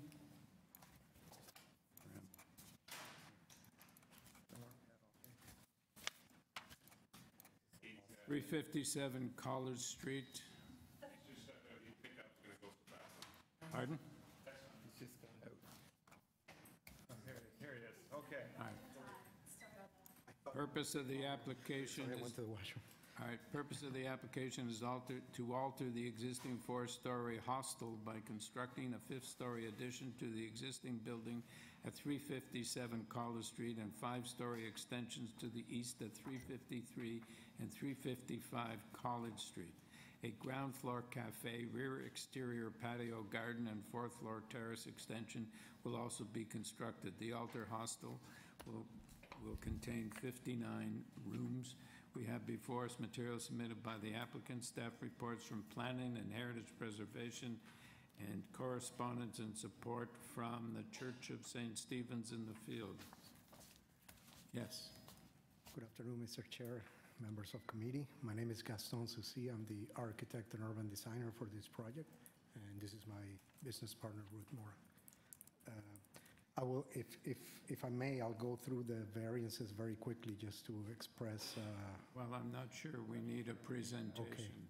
Okay. It seems pretty straightforward. Okay. So, does anybody have any questions? Do we have a motion? Do you see the staff conditions? Yes, we did. Yes, and we agree with them. You agree with them? Yes. In that case, there's no questions. So I'd like to put forward a motion to approve this application. We've reviewed it already, and I think it's fit and appropriate, and will complement the neighborhood. I'd like to tie it to the conditions outlined in the staff report from August 9th, which you've already seen. I'm not going to read them all because they're quite lengthy, as well as, well, those are the same conditions repeated. And I think that was it in terms of conditions. Right. And I don't think there's any urban forestry conditions on this one, so I think that's it. So I would move to approve it tied to those conditions. All right, do we have a second here? I'd second the motion, Mr. Chairman. I'd like to compliment the applicant on the comprehensive application. It was easy to understand. Thank you. Thank you very much. All right. All in favor? You have your approval. Thank you. Thank you. I didn't go to the washroom. Number 30, 454, 464 Yonge Street. Looks like 468 Yonge Street. 468, yeah. Okay, the purpose of the application is to alter the redevelopment plan approved under site-specific bylaw 1724-2013 for the construction of a 60-story mixed-use building by reducing the minimum required length and width of select parking spaces. Minor variance decision A017917 TEY permitted the addition of 3 dwelling units and a reduction of the minimum required parking spaces. We have before us material submitted by the applicant and correspondence from Heritage Preservation. So your name? My name is Diana Mercier of Hunter & Associates, and I'm here on behalf of 454 Yonge GP Inc. Okay. And I don't think we need a presentation. okay.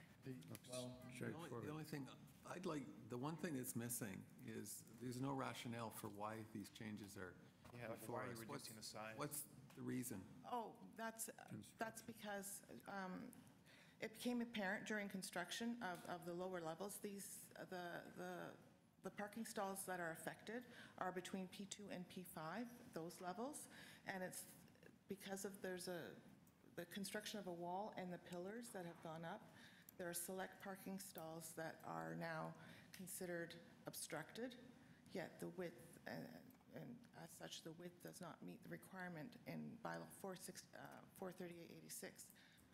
Section 417, the required widths are not met on these particular But why? stalls. You had approval at a certain width, and you've actually constructed them at a different size.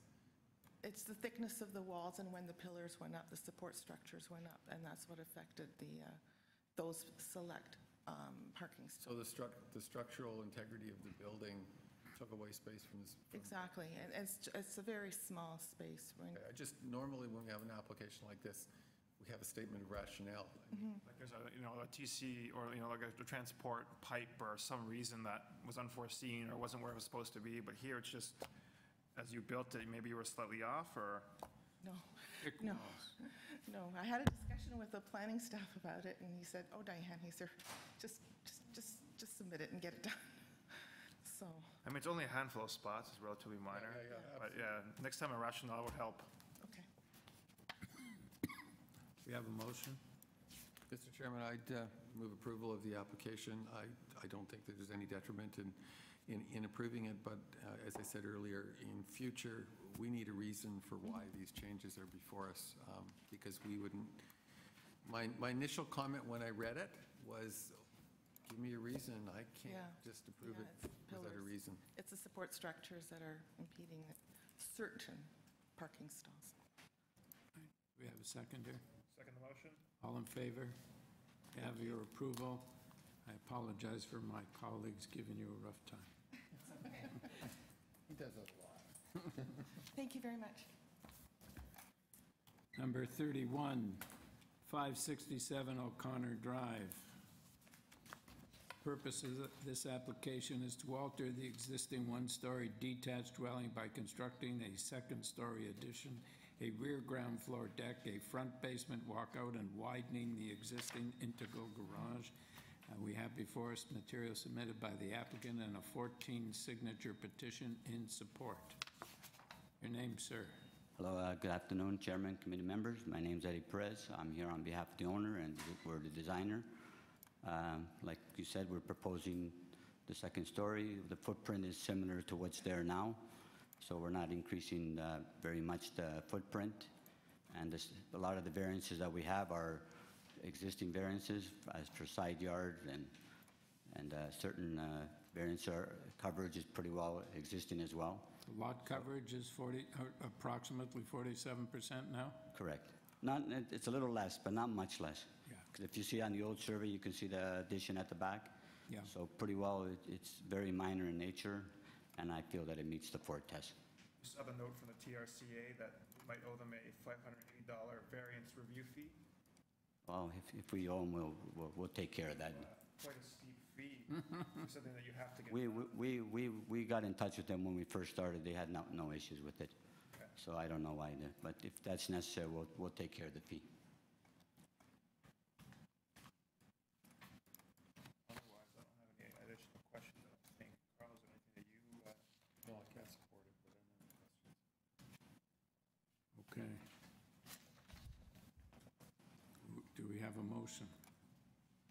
You know what, I think the fee was for the 32, I just filed it in the wrong spot. Never mind about the fee. You're making money. You don't have to pay anything.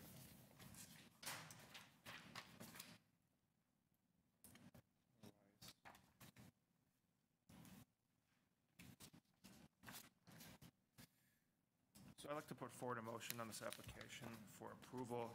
Well, there's a lot of variances. In most cases, they're extremely minor, and I don't think the final result of this will be, inappropriate for the neighborhood. So with that in mind, I'd like to put forward a motion to approve this application, and I don't think there are any additional conditions. We have a Chairman, I'm seconder? unable to support the motion. My reason is I think that this is a dangerous precedent. Many areas of the city, East York in particular, are polluted with very higher buildings in areas of consistent bungalows. This is a remaining area of consistent bungalows. There are no two-story houses on the streets around here. And it's a corner property. I think it sets a dangerous precedent that will just invite a hodgepodge of redevelopment, so I'm unable to support the motion. I guess you get a chance, Mr. Chair. Yeah, I second the motion. All right, all in favor of the motion? All opposed? You have your approval, sir. Thank you very much.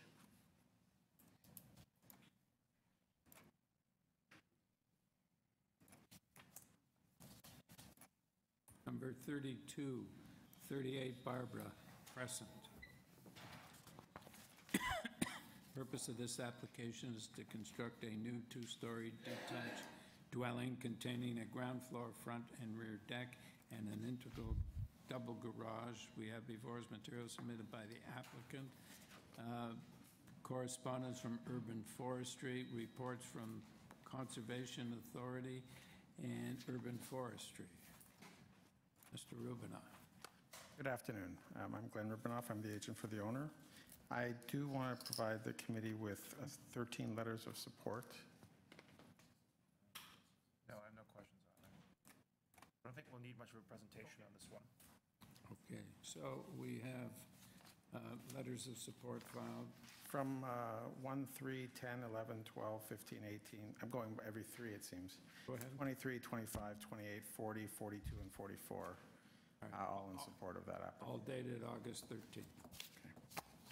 All right.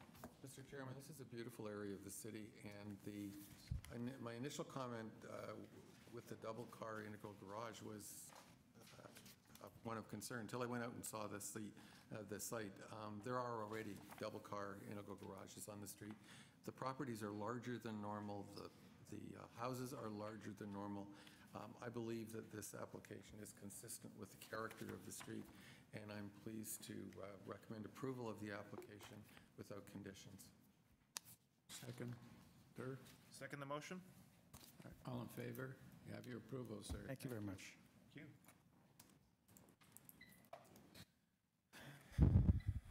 Okay, that was 32.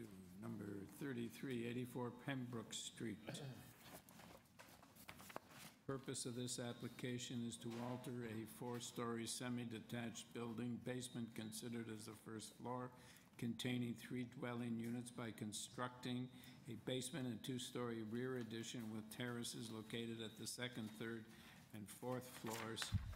And we have before us material submitted by the applicant and a report from Urban Forestry.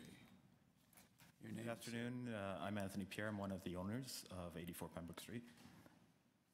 Yes. Do you want a presentation? I had a quick question, Anthony. Maybe Sure. it's in here, just hard to read, but can you tell me what the existing floor space index is? Actually,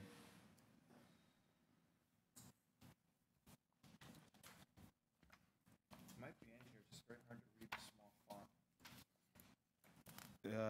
it says the proposed floor space index is 1.82 times the area of the lot. That's what you're at, that's proposed. Right. I don't know what, I know we're adding 47.69 meters square with the addition. Yes. But most of that is internal. The actual addition, so the 47.69 meters squared is the, most of which is internal. Yeah, it is. That's what it says. Okay, so it's 1.6 now. You're going to 1.82, not right. Not a big increase. Is what I suspected. Sorry? I suspected it wasn't very large. I just wanted to No. confirm that. Okay. I have no further questions. I don't either. All right, do we have a So I'd like to motion? put forward a motion to approve this application. Changes proposed are minor, and I think it's fit and appropriate for the neighborhood. Perfect. All in favor? You have your approval, sir. Thank you.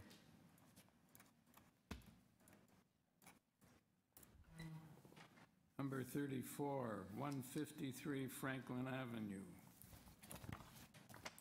The purpose of this application is to alter a row house by constructing a rear 1-story addition, a 3rd-story attic addition, and completing interior alterations throughout the dwelling. Note, Committee of Adjustment Decision A0433/13 TEY permitted the construction of a rear 2-story addition and a residential gross floor area 0.71 times the area of the lot.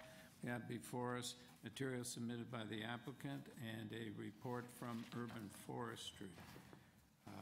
Did that rear story addition not get built? No, it didn't. They decided to go with a smaller scope at that time.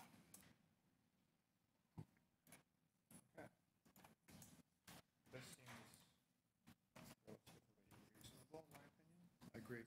Yeah. I just want to double check. There's no other conditions on this one? Forestry, condition number 1. Oh, you have one. Okay. I'd like to put forward a motion to approve the application. This change is extremely minor and tie it to the forestry condition number 1. I agree. I second the motion. All in favor? You have your approval. Thank you. Thanks, I appreciate that. Rebecca Levan, I'm the designer for the applicant. I guess we can. L-E-V is in Victor, A-N. Yeah. L-E-V-I-E-N. Is it? Sorry. This is 3:20. Oh, what's going on? We have 10 minutes. What's happening?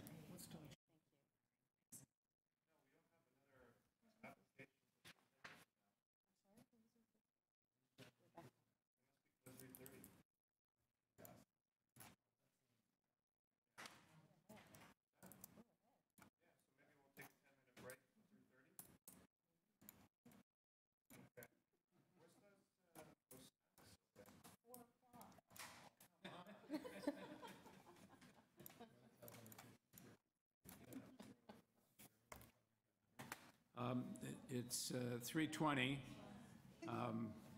We're going to vet the 3:30 list at 3:30. We'll be back.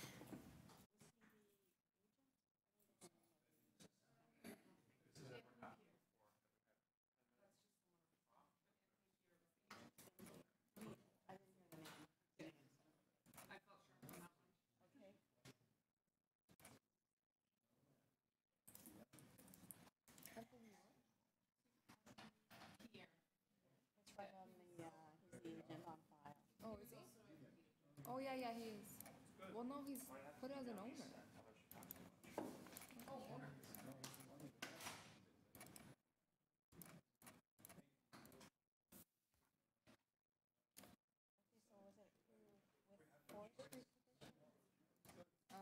That I did not get. For 84? Pembroke? Yeah.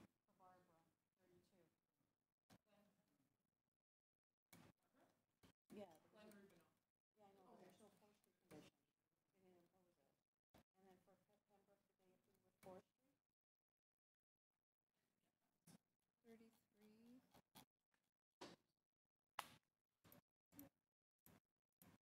For Pembroke, I just heard approved.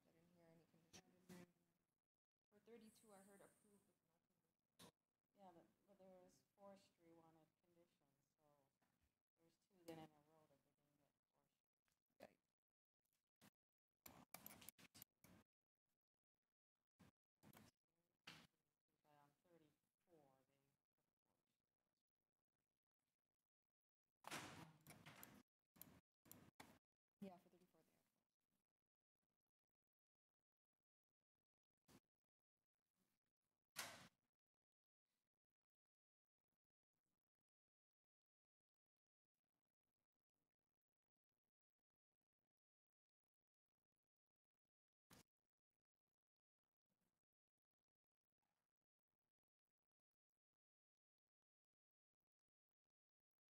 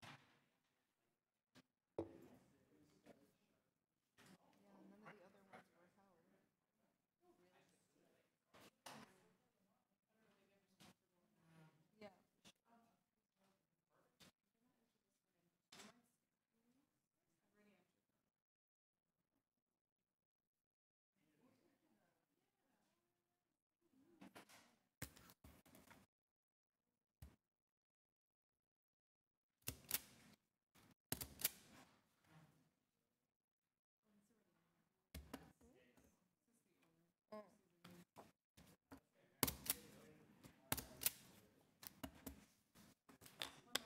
Yeah,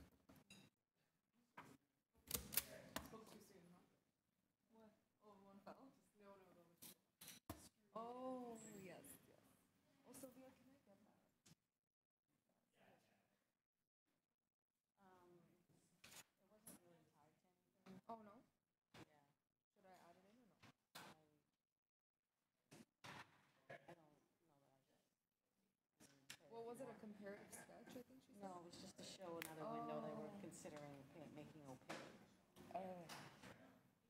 She said only if needed, and it wasn't needed, Yeah. so I'm not. Okay. The other two are the more critical pieces, so. Okay. I mean, theoretically, I just scanned it in.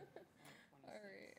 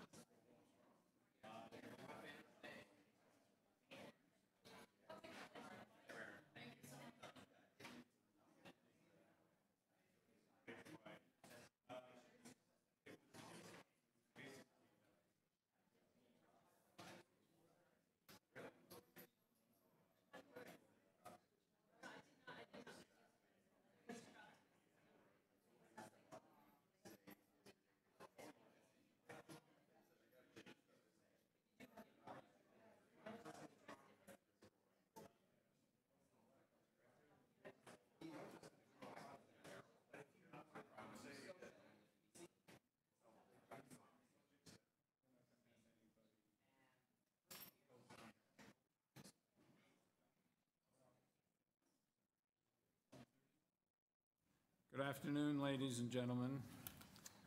I'm going to vet the 3:30 list now. 3587 Gerrard Street East, is the applicant here? Yeah, any opposition? No. Nope. Duke University isn't opposing this? 36A, 36B, 36C, 710 Lansdowne Avenue. Applicant? Applicant, any opposition? No. 37, 288 and 292 Adelaide Street West. Applicant, any opposition? 38, 248 Gladstone Avenue. Applicant, yes. Any opposition? Good. 39, 5 Carey Road. Yeah, any opposition? Yes. Okay, we're going to hold that. Perhaps you could go outside and see if it can resolve your differences. Pardon? Well, you never know. Okay, well, you do. All right, number 40. Okay. All right. Okay. Number 40, 620 Avenue Road. Applicant, yes. Any opposition? No. 41, 254 Cedarvale Avenue. Any opposition? 42, 18 Devon Road. No. Applicant? 42, are you the applicant? Yes. Okay, are you opposition or? Okay. 43, 154 Gore, Vale. Any opposition? Nope. Okay, let's start at 35, 87 Gerrard Street East. Purpose of this application is to construct a one-story addition in the interior courtyard area of an existing university residence that will be used as amenity space. We have before us material submitted by the applicant and correspondence from Heritage Preservation. Is the applicant here? Yes, Mr. Chair. Could you come forward to the podium? Of course. And your name, sir? The name is Andrew, it's the first name. Last name is Jean-Rie, which is spelled Jeanrie. I signed it on the sheet. I'm here as an agent for Ryerson. Okay. I don't think we need to hear from you. Yes. Of course, Mr. Chair. Pardon? There isn't here. No, they've reviewed the application and have no additional comments. Yeah. Excuse us, sir, I don't think you're supposed to be up here. I understand that, but we're here for 710 Lansdowne Avenue, and I apologize. Okay, he already signed you in. Are you in opposition, or are you the applicant, or? No, we're objecting. You're objecting to it, so we should hold down. Which one? 710 Lansdowne, number 2. Wrong one then. Okay, we'll hold. All right, Thank you. just one moment. Let's deal with Sure. the one we have before us. So I assume you have no questions? No questions, we have a motion? Unless anybody has questions, I'd like to move approval of the application. It's desirable for the community and clearly meets the 4 tests for variance, and I'm pleased to move approval of it. I'm happy to second that. All in favor? You have your approval, sir. Thank you. Thank you. Number 36, the applicant, we've just been informed that there's opposition to this application, so perhaps you could go outside with the opposition and discuss the matter. In the meantime, we'll hold it down. Sir, you didn't ask if anybody was going to request deferral, and so when I came into the hearing today, I was actually planning on requesting deferral because I know there is considerable opposition. We just found out this week that there was, we knew that the immediate neighbor next door had a concern, but we didn't know about the considerable opposition. Okay. So I was going to request a 3-month deferral. All right, so where is the opposition? All right, could you come forward, please? We're going to ask them about the question of deferral. Yeah. Sure, yeah, I understand. I spoke with the counselor's office. All right,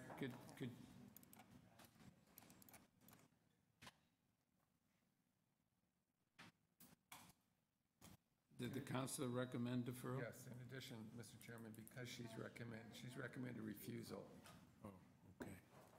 All right, They did offer to meet about it, Yeah. but they can't meet now, of course. We all right. understand. So the opposition, could you come forward to the podium, please?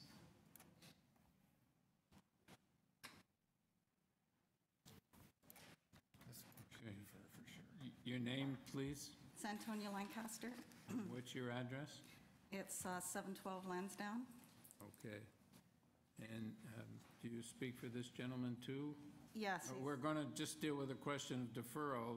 The applicant has asked for deferral. Do you have any objections to the deferral? We prefer go forward today. Okay, but I understand that there's a great deal of opposition that just surfaced in the last couple of days, and the councillor's recommending refusal. Is that Yes. correct? Yes, she is. Yeah. So the applicant would want to meet with the opposition, meet with the councillor, and see if something can be worked out so that there's not going to be something that would be satisfactory to everybody. But that's a deferral, isn't it? Yes. Okay. A deferral to consider it and perhaps change the application to more to your satisfaction. But our counselor said that she wanted a refusal, and we want a refusal. Well, the counselor is not, we're the committee. We'll decide if it proceeds, we'll decide whether it's going to be refused or not refused. Okay. The only thing is that the meeting ground, we've actually talked to the developer quite a bit, and there's not a lot that he can give us. Yeah. So, But you're the next door neighbor, and we've been told by the applicant that they knew about the next you. They didn't know about the other opposition. They knew about the 50 signatures. What they didn't know about was the 101 signatures. Okay. So, all right. Subject to deferral then. Yeah. Mr. Chairman, we have before us a number of letters of concern, and one very, very, very long one that cites a lot of legal precedents and so forth. And the counselor, although she's recommending refusal, I gather from the applicant, she's also would be involved in negotiating some kind of an arrangement for you to all meet and discuss. And the applicant has indicated a willingness to talk and to try and resolve differences. So based on that, I think that deferral is a reasonable course of action, and I'd like to move deferral of the application for the opportunity to discuss with those concerned opportunities to address those concerns. Yeah. In addition, the case that it was forwarded to us is only dated August the 3rd, 2018. So the applicant no doubt wants time to consider that case, and so should you. So do we have a seconder? So I will second the motion to defer. I'd like to ask the applicant, when you come back, to clearly outline what you changed as a result of these discussions, so that when the committee reviews the application, again, it's clear that based on the discussions with the community, the following changes have occurred. And in the future, I caution you, be a little more thorough with your community outreach so you're more aware of what's coming, because a lot of staff and committee time went into reviewing this application. It's now deferred. All right. All in favor of the deferral? You have a deferral. Thank you. Yes. Yeah, with. Okay.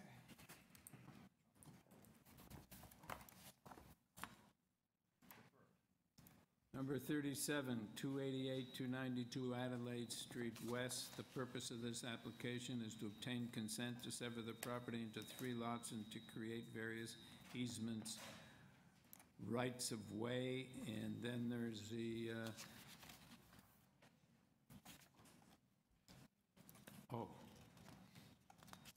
so this is one building, I see, and various parts for severances interior. We have before us material submitted by the applicant and a staff report from engineering. Your name, sir? My name is John Reed, representing the applicant, employee of Lifetime Developments. So I understand the purpose of this is to allocate various parts of the project to so that you can change the ownership? Correct. The intended use of the building is being maintained. So you can sever off the parking, right, as a separate use, isn't that? For ability to change ownership of, yes. Yeah. Okay, does anybody have any questions? Mr. Chairman, I'd like to bring forward a motion of approval. I think that this is, in some respects, a technical variance, and I don't believe that there's anything that's detrimental to the community in improving it. My motion, however, is conditional upon the 3 recommendations from Development Engineering. And have you seen them? Because I won't. I've responded to all 3. Okay, so I'm not going to read them all. You know what they are. Yes. Subject to those conditions, I'd like to recommend approval, and the standard conditions as well, sorry. And I'll second that motion. I think, again, this is technical in nature and won't have any detrimental effects on the community because nothing's actually physically changing. All in favor?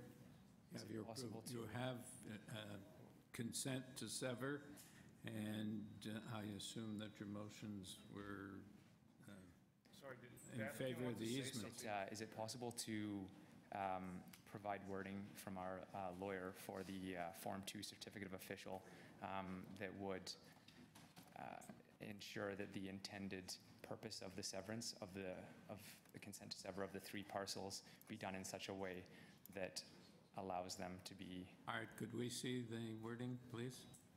This is for the certificate?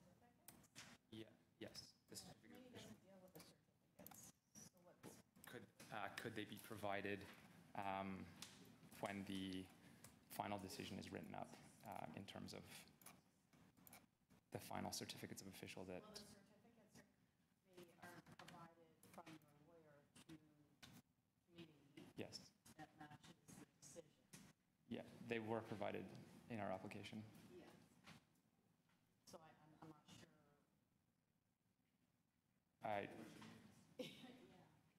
They were just, when they were originally provided, they were, it was suggested they would not be used. So. It's the wrong time to provide them? Yes, okay. You have to have the decision first. Yep. And then the decision correlates with the certificate. Okay. So it's Will you not have at the copies? time Yeah. Yeah, we have. Okay, thank you. Okay, thank you. Number 38, 248 Gladstone Avenue. Purpose of this application is to alter the existing 2-story detached dwelling by converting it from a 3-unit dwelling to a 4-unit dwelling, and by constructing front and rear 2-story additions, a complete 3rd-story addition, a front ground floor veranda, a front basement walkout, and rear decks on the ground, 2nd and 3rd stories. We have before us materials submitted by the applicant, a letter from a counselor, and support from 250 Gladstone Avenue. Your name, sir? Good afternoon, Mr. Chair, members of the committee. My name is TJ Sakura, here on behalf of the owners of 248 Gladstone.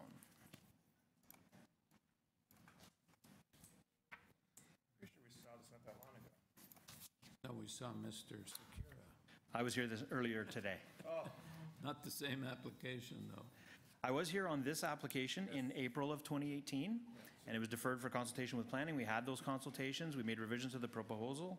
Those revisions have been submitted to committee, received, date stamped June 21st, 9:05 a.m.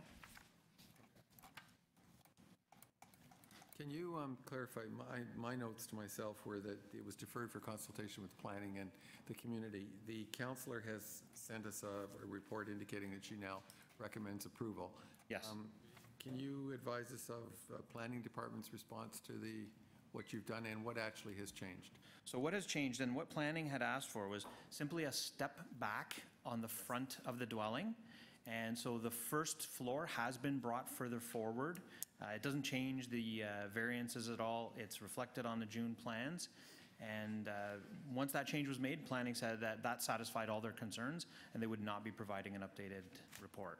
The councillor also saw that. She has written the letter of support for this application now. So you mean the first floor was set back? No, the first floor is further forward than the second and third floors. So there is a step back from the first floor. Third floors. The second and third floors, yes. Okay. All right. The drawing that I've got indicates that the third floor is set back, so do I not have the most up-to-date drawing?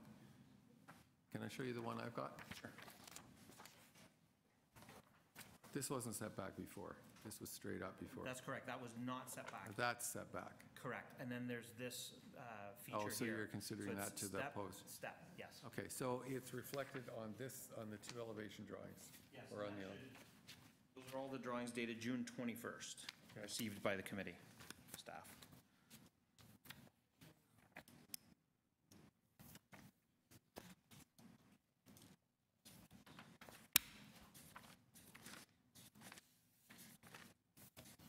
Okay.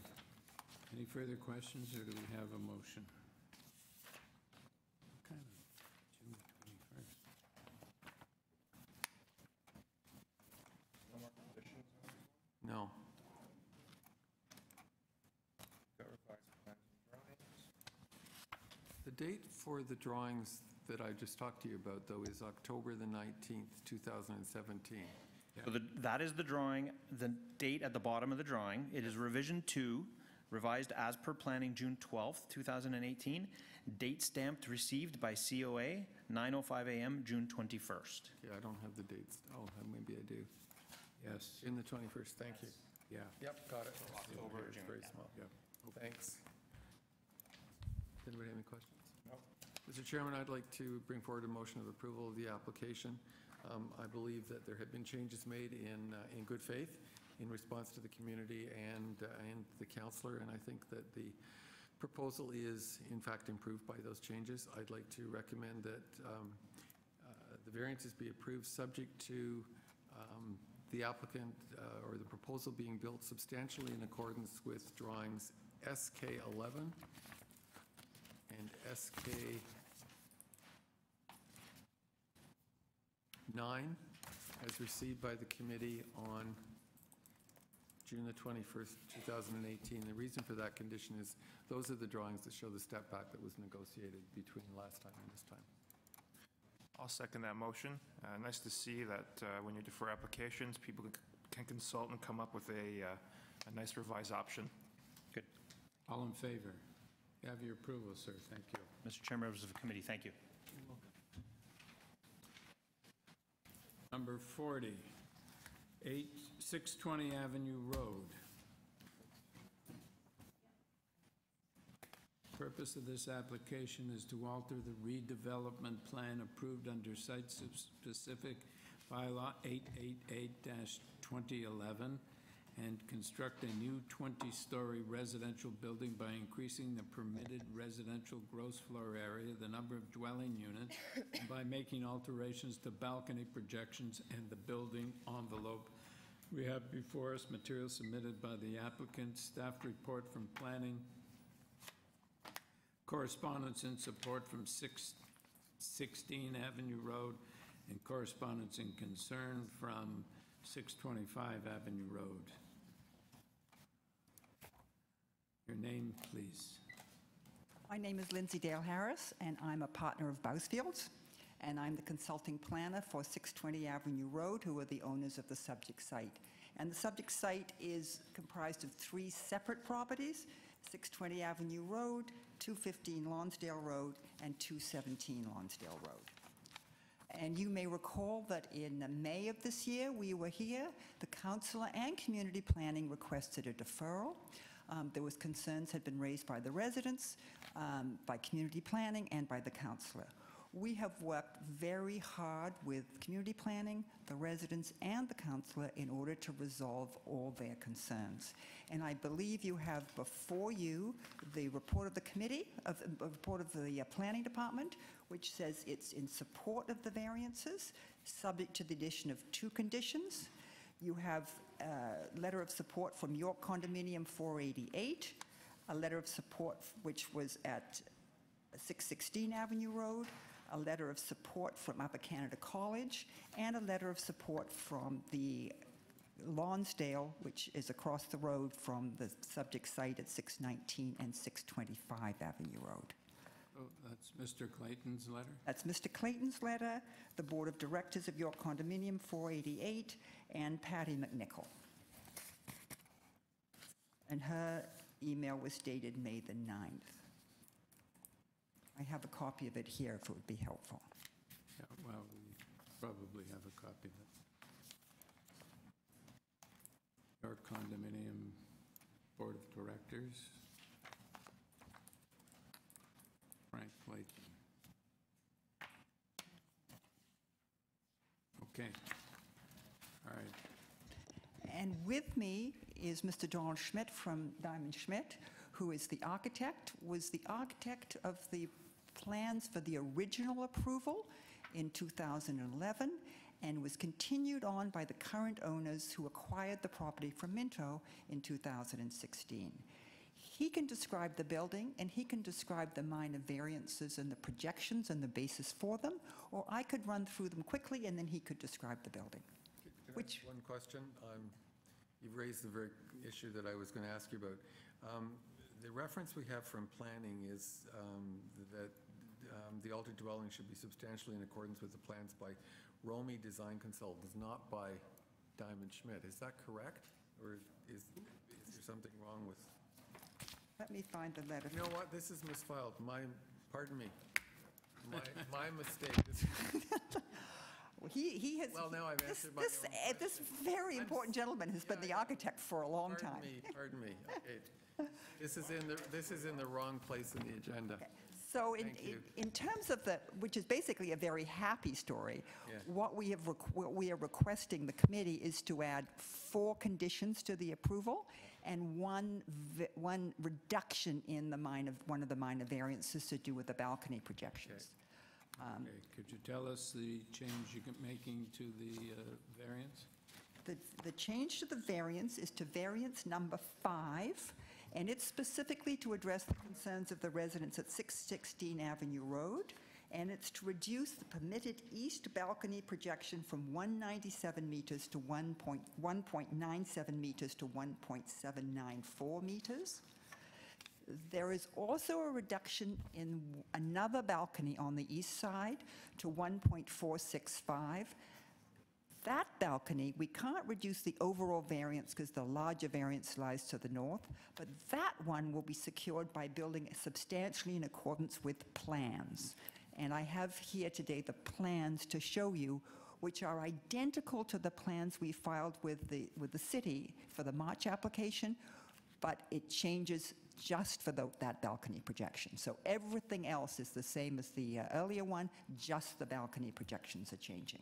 Has that change been filed? I would like to file that change with you today because it is to resolve the concerns of particularly one of the residents in 616. She wanted the balcony pulled back. Maybe Mr. Schmidt could explain how and why it's going to be pulled back. But that change we could only do in order to resolve the concerns of the residents. And that concern of the residents we're addressing by saying substantially in accordance with these plans. So you're only amending you're pulling one balcony back? One balcony, but it's a number of different sheets because it shows up. So that means this is the revised plan. Well, maybe Mr. Schmidt can explain to me architecturally how you change. You have a whole bunch of balconies. Presumably, they're supposed to be uniform. You're going to change one? This is the dotted line, which represents the kind of build-to line of the building, and we are entirely, the enclosed area is entirely inside that line. This balcony in the southeast corner, adjacent to 616, which is just to the south, was 1.794 meters projecting, and in discussion with the residents there, they requested it be pulled back to 1.465, which is what we do. So that balcony is being pulled back. So on what floor, or all the floors? Okay. I thought thought it was one balcony. No, you were I'm doing. sorry, it's in one location. Yeah, okay, thank you. Are those plans the same as that were attached to your letter? Yes. Yes. Okay. Yes, so the committee has them. Interact. So the planning staff had two conditions. One was that we had to obtain a demolition permit pursuant to Section 33 of the Planning Act and Section 263 of the Municipal Code. The replacement unit. That's right, that's a rental replacement. Then that the rental replacements be constructed in accordance with the layout shown on floor plans A102, A103, and A104 dated March 8th, 2018.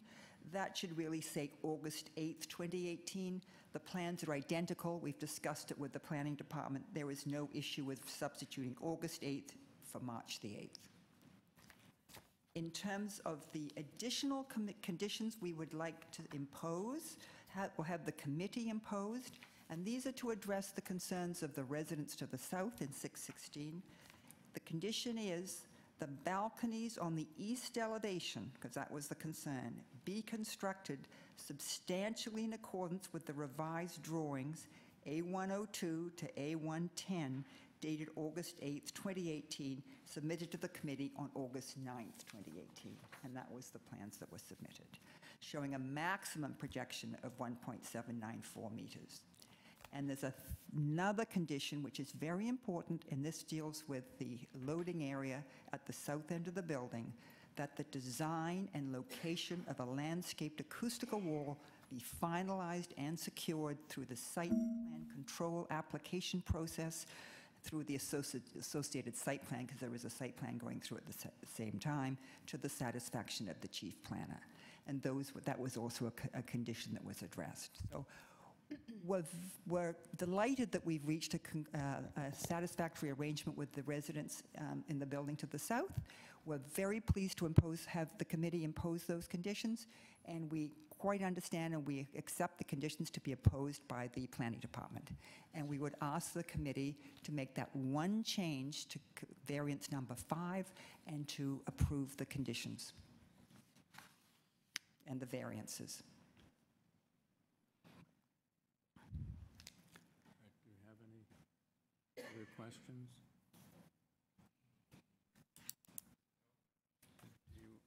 Do you have all the conditions, Carl? Don't have the one about the change. Yeah, and I have the right architect. Yeah, and they were all spelled out in our. In the wrong place. We submitted a letter to the committee August 9th, and they were spelled out in detail in that. The 1.7. This variance, you mean 5? Here, 1.794. That's the number. That's it. Okay.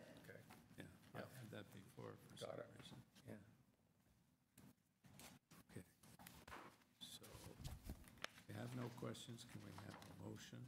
I'd like to bring forward a motion of approval, Mr. Chairman. I ask that you listen very carefully, make sure we get the conditions right. Yes. No, and the owners are listening carefully too, so we want to be sure. Subject to the two planning conditions, 1 and 2. Do you need me to read them out? One has to do with the demolition permit. The second one, which is the one you changed, I will read.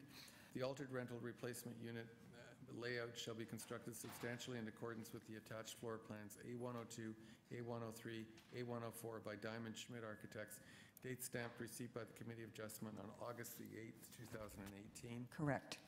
That variance number 5 is altered to read that the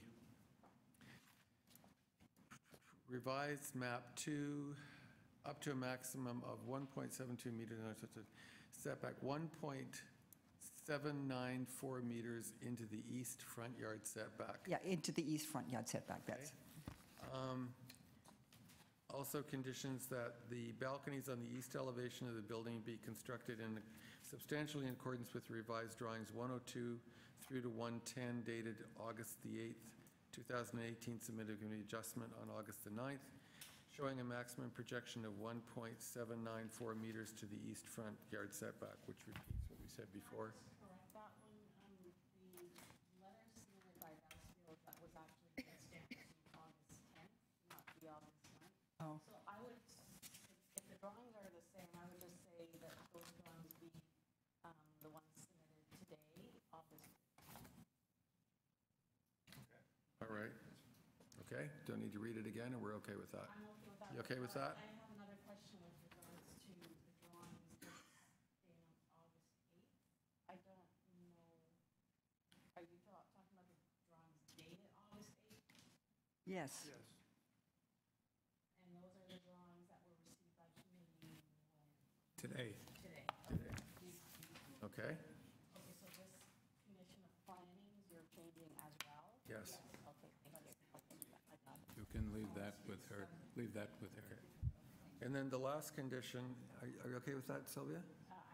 And then the last condition is that the design and location of a landscaped acoustical wall be finalized and secured through site plan control application process through associated site plan application number 18169166. Is it 9166 or 9199? The 18169-199. Yes. Okay.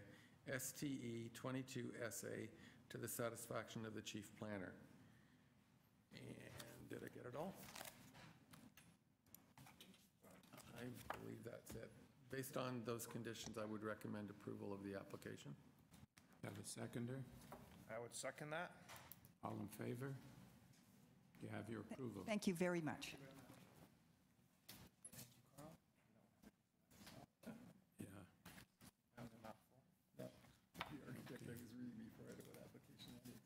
Number 41, 254 Cedarvale Avenue. Purpose of this application is to construct a new two-story detached dwelling. We have before us materials submitted by the applicant, reports from planning and urban forestry. Good afternoon, Chairman, and my name is Sayed. Last name is Naqvi.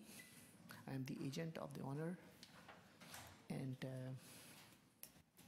Staffing report here, would you recommend refusal? yes, sir, we have the defer last May 17, and the people in the area have objection regarding the parking, front yard parking. As we discussed last time, we already removed the parking, and that's the reason we are here today, to get the approval. I'm sorry, I didn't catch that. You removed the parking? Yeah, front yard parking, as per the request from the neighborhood in the last meeting, committee of adjustment, that they want to remove the parking, and that's the reason we defer it. And we resubmit the plan and remove the parking. They still sent us a letter on August 7th saying that they recommend refusal. Because it's overdevelopment. Right? Yeah, variance is requested with respect to length, height, dwelling.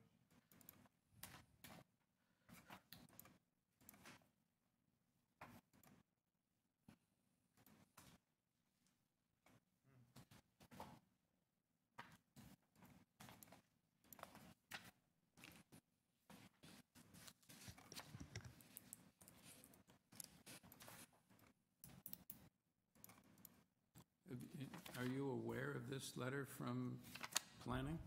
No, for the second refusal, no. I can give you a copy. Here.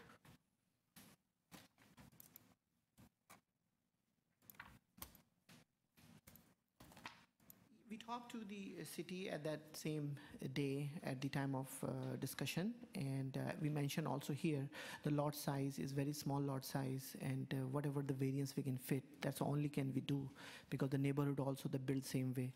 And that's the reason we get the deferral from your side. The major issue is the parking, and we know this one city is not agreed about the some variances.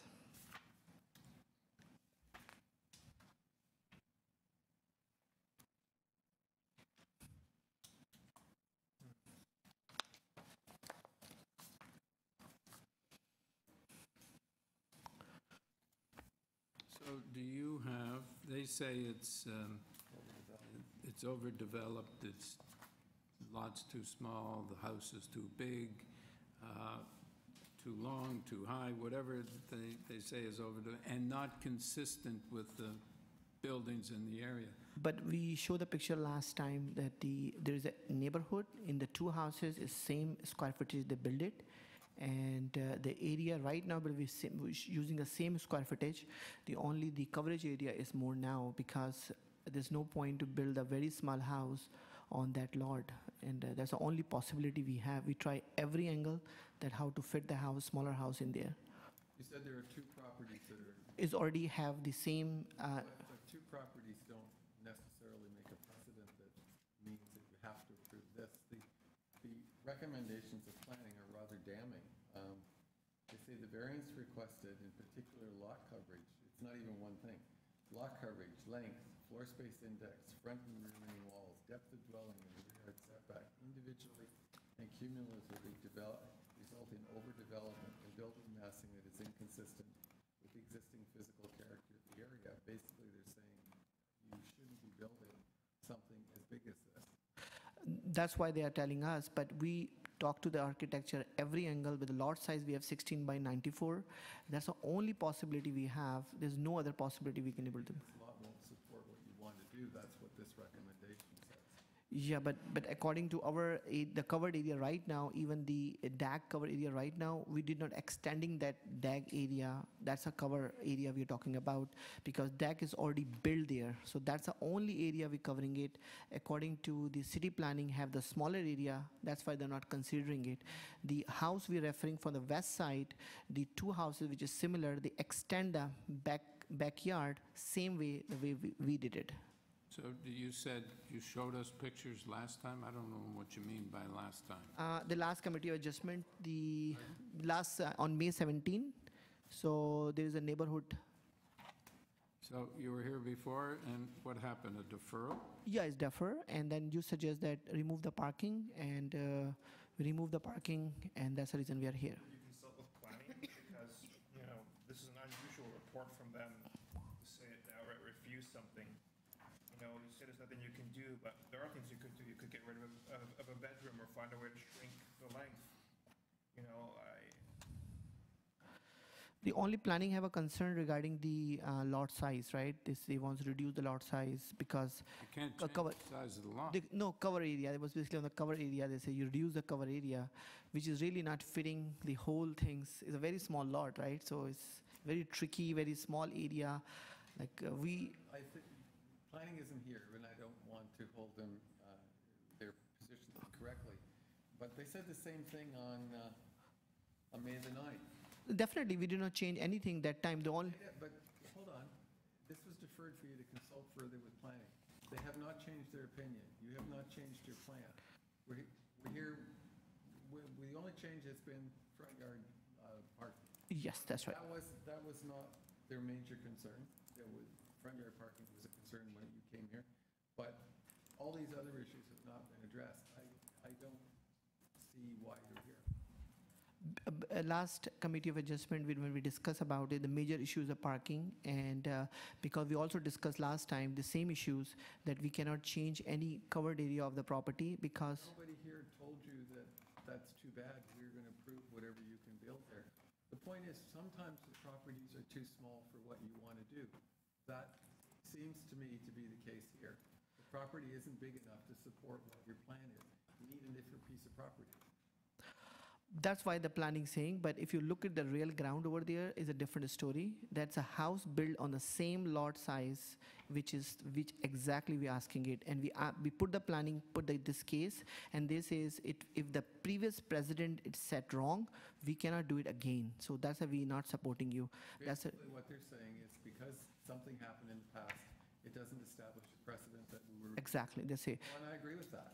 I mean, everyone makes mistakes, and God help us if somebody made a mistake on one piece of property, that should stand as a precedent to allow everybody else to replicate the same mistake up and down the street. That's scary. But if you really look, the area on that side is not off the record, right? Because that's all I can say at this stage. I can't see like much that changed from last time. I mean, this looks to me like this was deferred last time to allow you to consult, but that consultation hasn't really happened. If you got the decision from last time, But there Yeah. is, where's the end here? Just deferred. but it says why. Yeah, it will. I just saw it. We have a decision here. I can't find it.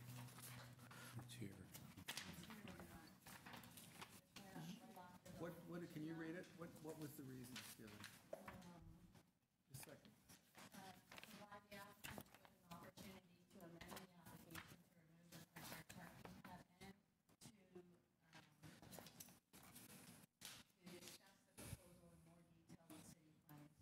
Okay, so Discuss the one part proposal of in more that, detail. one part of that's been dealt with. Yes. The other part hasn't. I don't see that anything else has changed. Planning's got the same report. Exactly. Yeah, Yeah.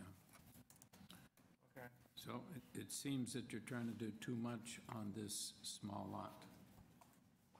We're ready for a motion? Yeah. Mr. And- Chairman, I'm, sorry. Yeah, go ahead. I'd like to bring forward a motion to turn the application down to not approve it.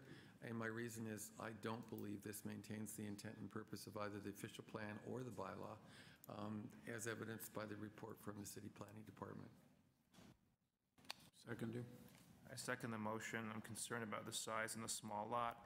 You know, we gave you an opportunity to try and revise it through the deferral, but that hasn't happened, so I second the motion to refuse. All in favor? Application's refused. Thank you.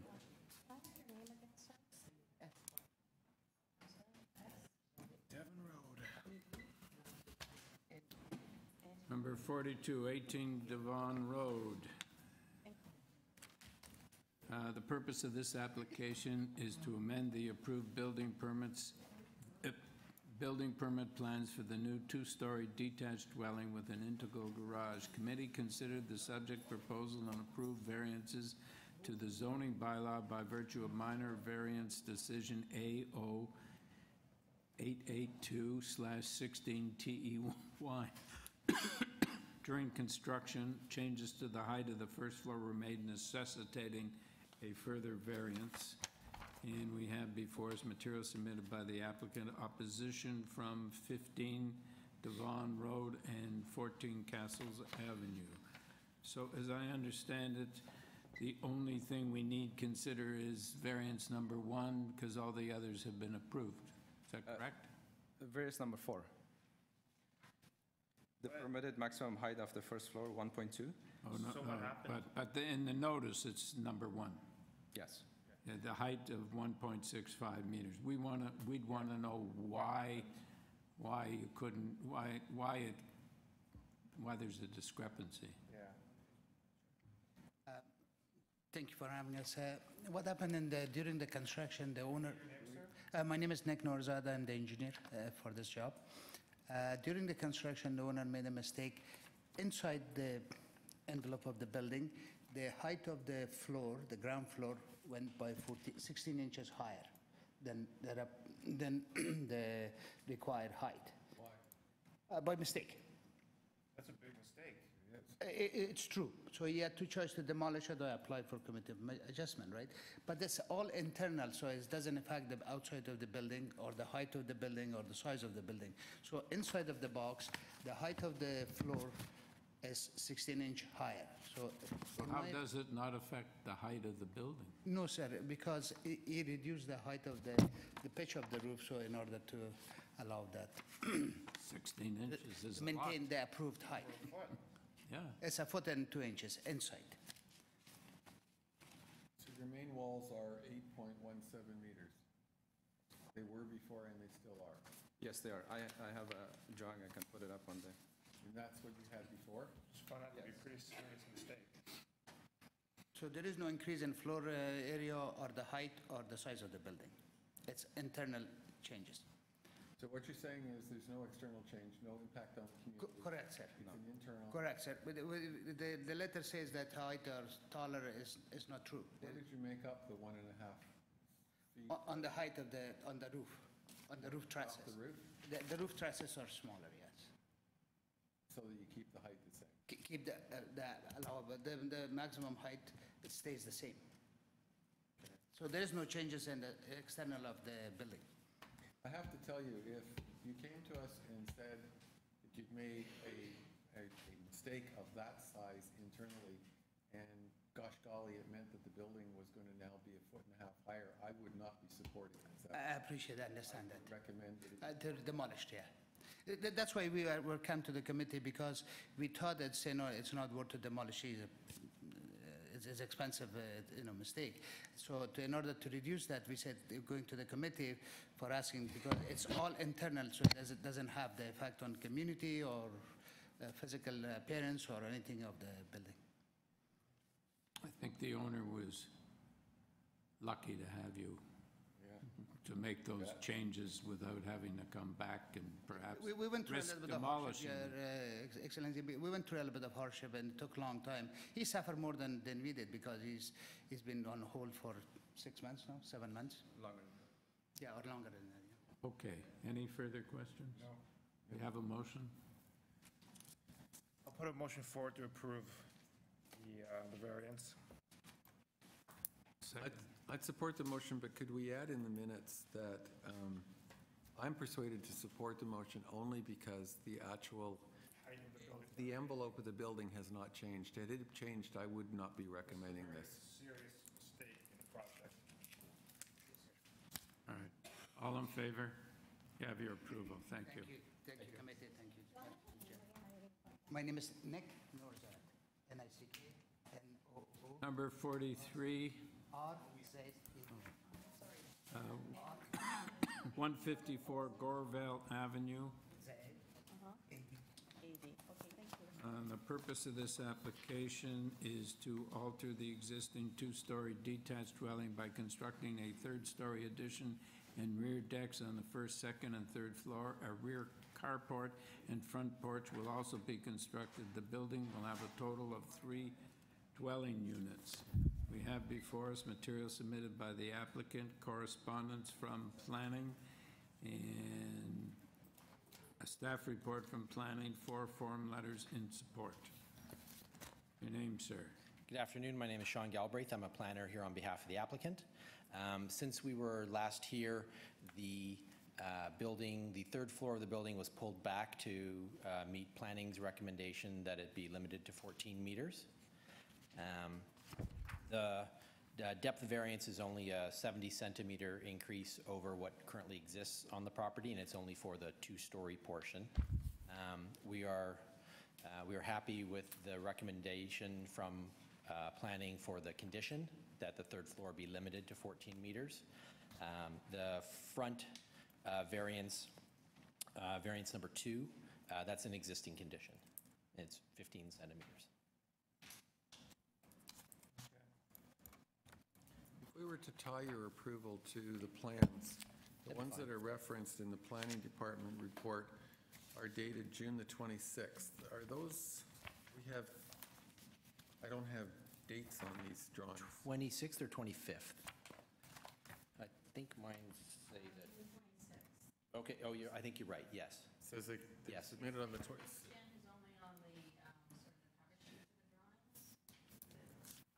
So they're the ones we have here, right? That would be fine.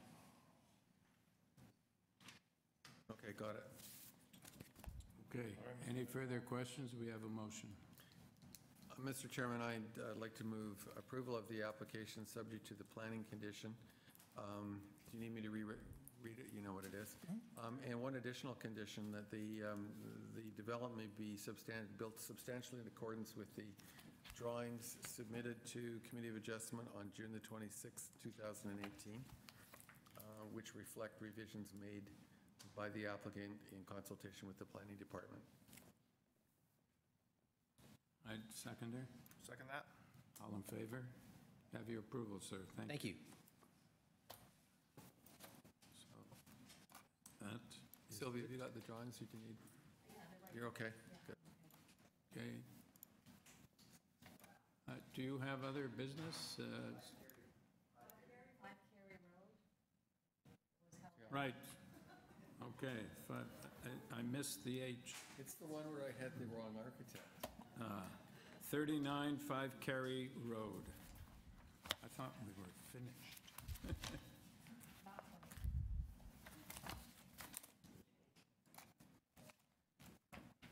The opposition still here? Yes. Come forward, sit up here.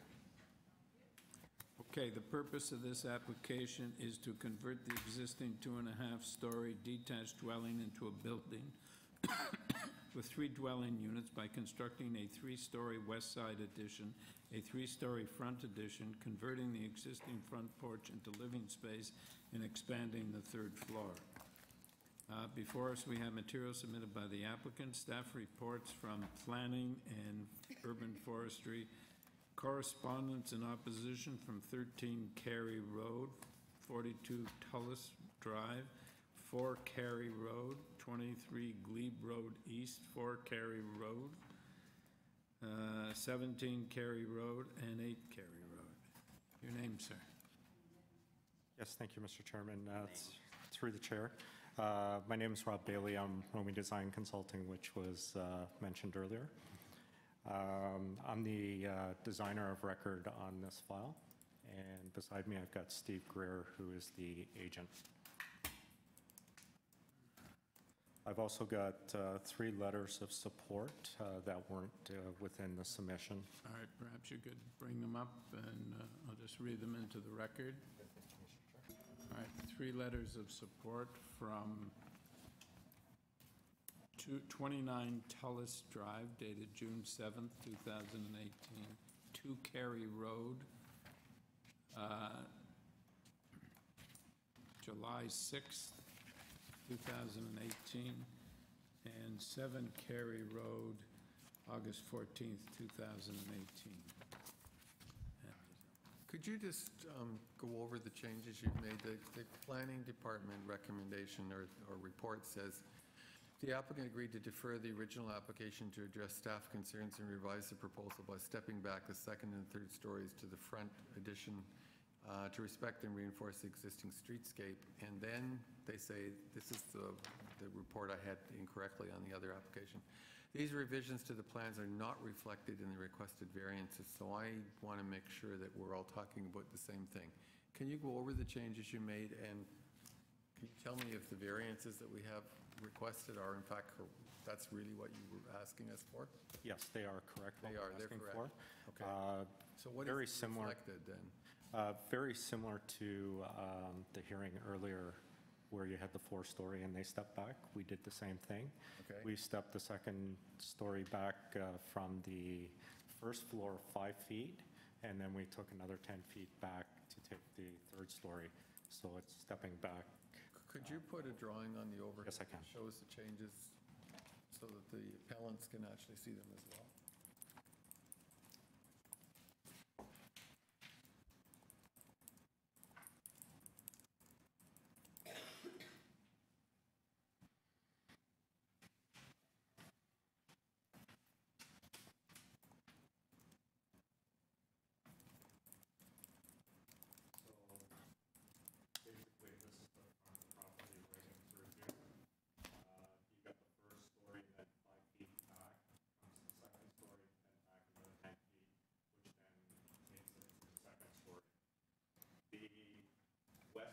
Whereas previously, there was no step back. Correct. It was straight up. Yes. So basically, the west side addition that goes a full 3 stories lines up completely with the third story.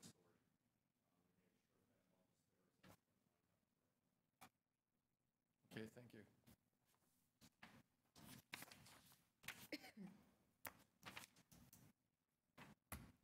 My understanding is that the planning department is satisfied with those changes. They just like it. Correct. Tie them to the plans. Yes. Thank you. So have you discussed the matter with your neighbors? I'm going to defer this over to Steve. Pardon? I'm going to defer this over to the agent. Oh, okay. When we had the original meeting, committee meeting in May, they were here and we went outside and we discussed the project.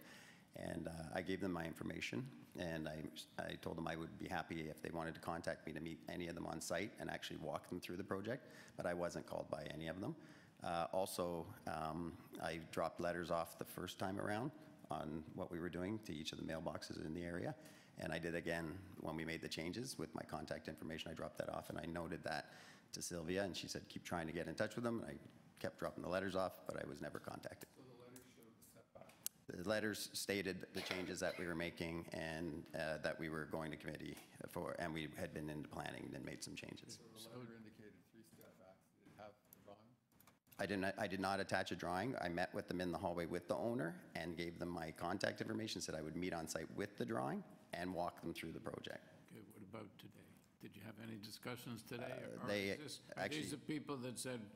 Yes, that's the people that said that they tried. So, okay. yeah. All right. So perhaps we could hear from the neighbors. Do you have a spokesperson, or? Yes. So in fairness, though, to the appellants, you probably aren't clear on what you've done. So. Okay, I gave you every opportunity. And the drawing, with due respect, is not all that clear. We actually did a 3D rendering that we also sent in with the package. Have that with you? Do you have that? I rendering? don't have that with me, sorry. That rendering was sent to Catherine Yonge, yes, so that, because there was a request by committee if we could give them a better angle of it, and we did a 3D off the side. You have that on the agenda? I don't think. Yeah, I'm just concerned that the appellants haven't seen the revised proposal, so it's not. Do we? 3D? There it is, yeah. In our material? Oh, you have it right there. Oh, yeah. This isn't 3D, this is an elevation. With an angle shot of it? Can I take? This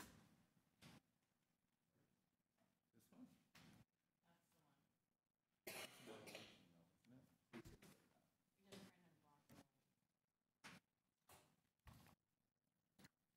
I wonder, because it's going to be confusing.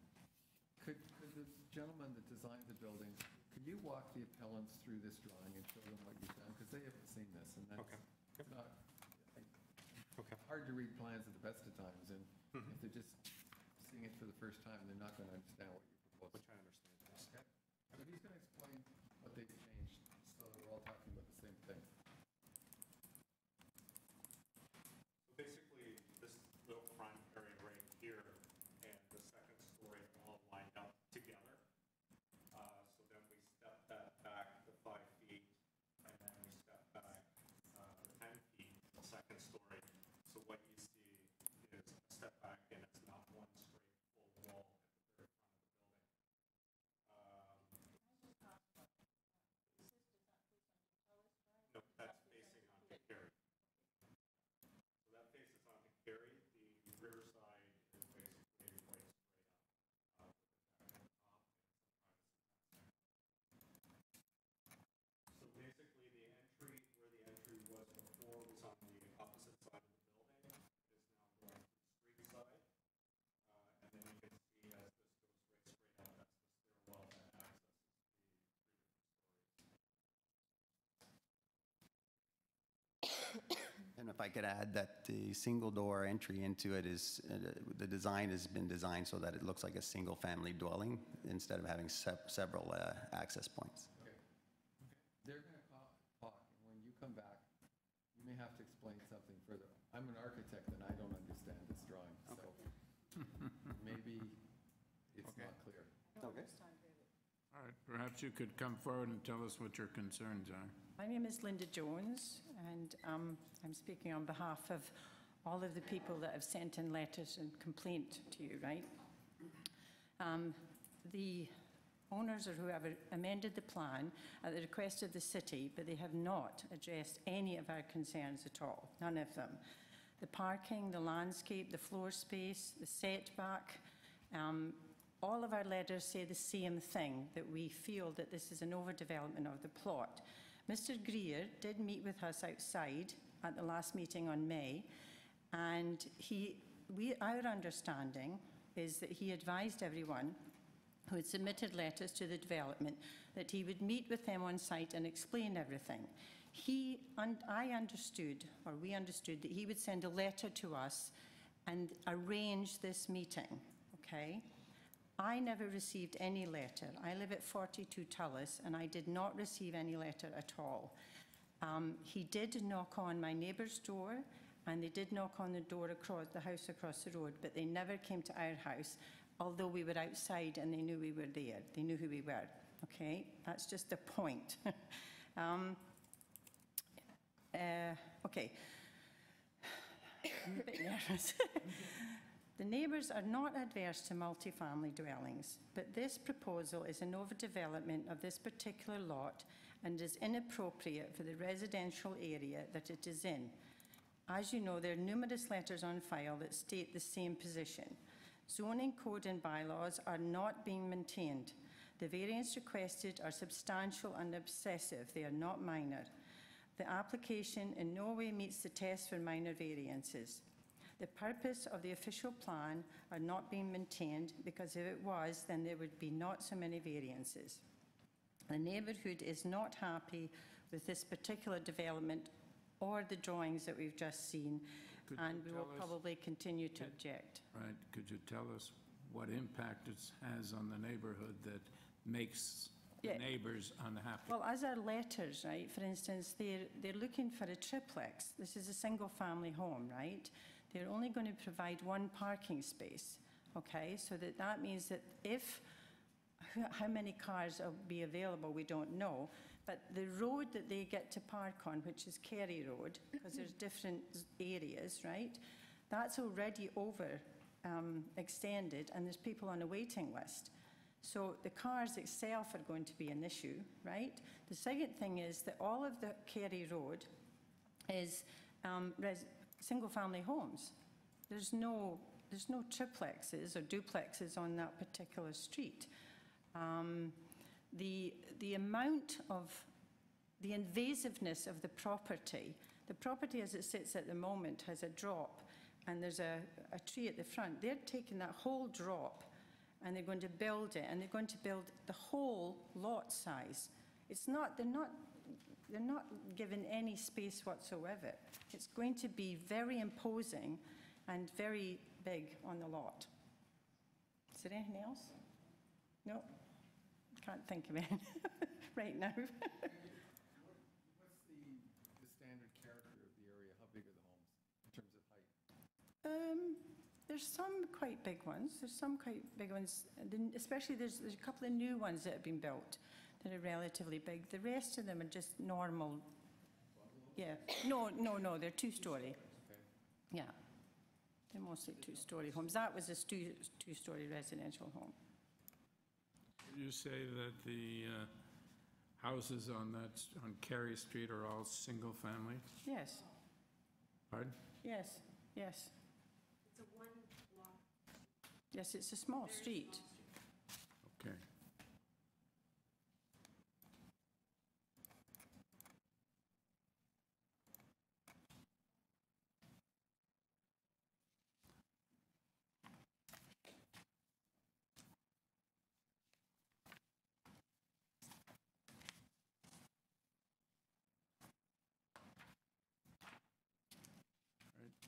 So where is Carey?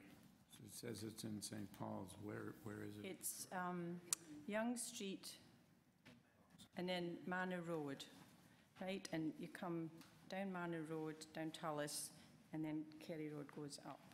And it's a small glebe, yeah. Okay. Pardon? Yeah, okay. Yeah, thank you. I know where it is. All right, thank you. Okay, thank you. All right.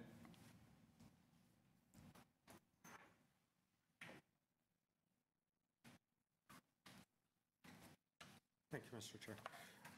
We do have some pictures here of dwellings within the area. We did detailed pictures yesterday, and I've got a map from the City of Toronto, and basically within the block itself, like Carey crosses Tullis, and then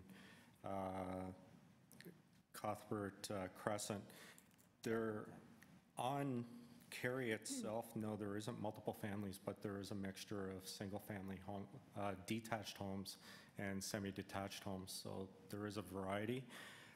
Down towards the end, there is, at the corner of Carey and Cuthbert, there is a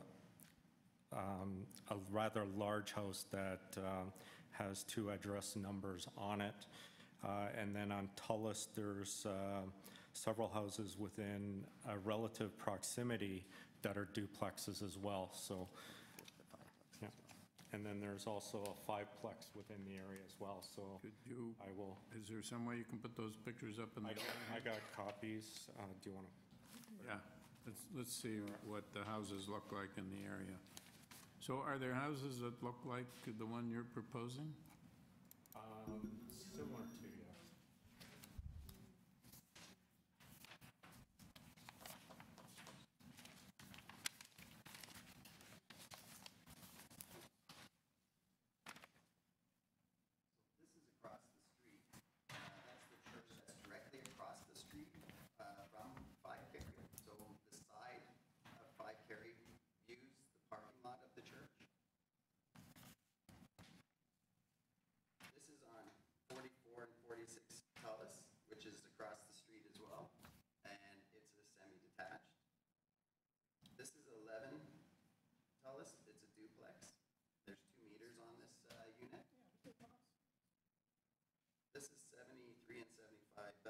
Drive. It's a semi-detached. It's at the end of the street. This is 7 Tullis. It also has a 2-meter on the side of the home. This is 10 Glebe Road, which is just behind the church. It's a 4-unit building. It has 4 buzzers and 4 hydrometers on it. This is 11 and 13 Carey. It's a linked or semi-detached. This is the corner of Carey and Pembroke. 29 and 32 is the addresses on it. This is on Belsize Drive. It's units 53, 55, and 57. It's a 3-unit townhouse complex. Those are all within close proximity of the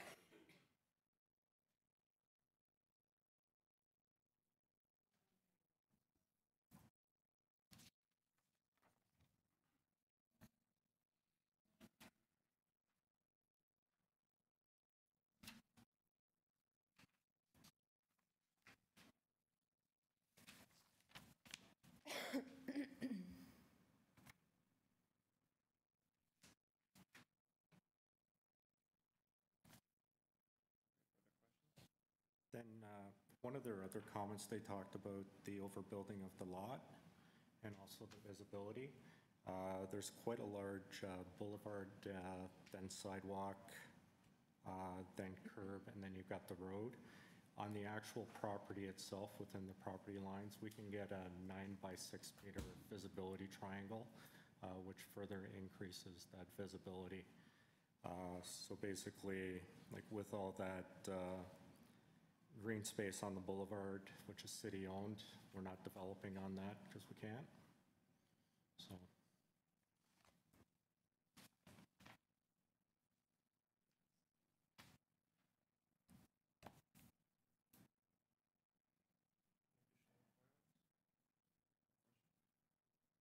So it seems that, do you have pictures of buildings that are sort of modern? There was. Because they all seem, most of them seem to be relatively traditional. Yeah, they're all with gables, except for that one that's in behind the church there, which is a quadplex. There is one that is towards the 47 or 45 and 47 Cuthbert, which is the end of Carey. They have a flat roof, but they also have a bit of a pitch to it as well. It's on the second to last page. I'll put that one up.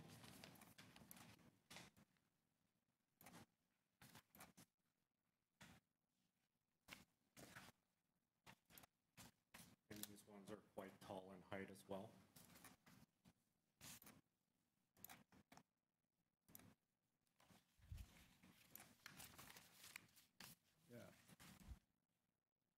But I know it's not stepping back. The step back was the requirements between planning and ourselves. It's more traditional look. Correct, yes. Fits better with the neighborhood, except for the integral garage and the height, which would have been. Listen, we've had many applications where somebody wants to put in a sort of modern house in a traditional area, and it's very difficult. There's always lots and lots of opposition. And to your credit, you don't have an integral garage, do you? No. Okay, well, so so do you have a height variance? Yes. Yes, of 1.29 meters. We would need a height variance regardless because of the sloping nature of the property, and we're lower than the house to the east of us. And also within this area, triplexes and 3 stories are allowed.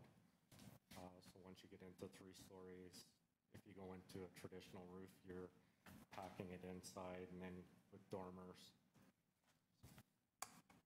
So triplexes are allowed here. Yeah, there's no variance for. There's no variance triplex. for the triplex. Yeah. I just wanted to make that clear because I know that was an argument. My experience, because there's lots of multiple units on my street, and you don't know. You don't know which ones are multiple, which ones are renting their basement, or, you know, it's not as people seem to think that it turns a neighborhood into, you know, terrible place to be. But None of these are necessarily minor. but it's, Don. pardon? None of these are necessarily minor No, it's, variances. yeah, but it's the impact on the neighborhood by the design that I object to. And I think that's in part what the neighbors are objecting to a large extent. I think there's two issues here, Mr. Chairman. First of all, this is a massive number of variances. And if you're looking for this level of deviance from the bylaw, there's an obligation to convince us that what you're producing is really unique and wonderful and fits in beautifully to the community. I have to say that the submission material is not adequate to do that. It's very difficult to really comprehend what the project will actually look like.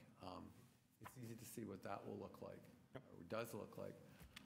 I'm having some difficulty determining how all these variances are going to be interpreted as a building form when what we've got are elevations that are a bit confusing. And with the elevations, it's the revision bubbles that go. I know, but I mean, the onus is on you to come in and wow us with something that's so terrific for the community and to the owner. I'm not predisposed to find this as a positive impact on the community, and a large part of that is the way it's been presented. It may actually be better than the drawings are suggesting. But based on what we have before us and the massive number of variances, I'm bringing forward a recommendation that the application not be approved. I don't feel that I can say without concern that this is in keeping with the bylaw and the official plan and that it's an asset to the community. I just don't believe I can render that decision. I don't believe that it is necessarily even variance. It may in fact be a bylaw. So I'm putting forward an application of non-approval. Can I mention something about? We're in committee now. We can't take any more comments now. All right, do we have a seconder?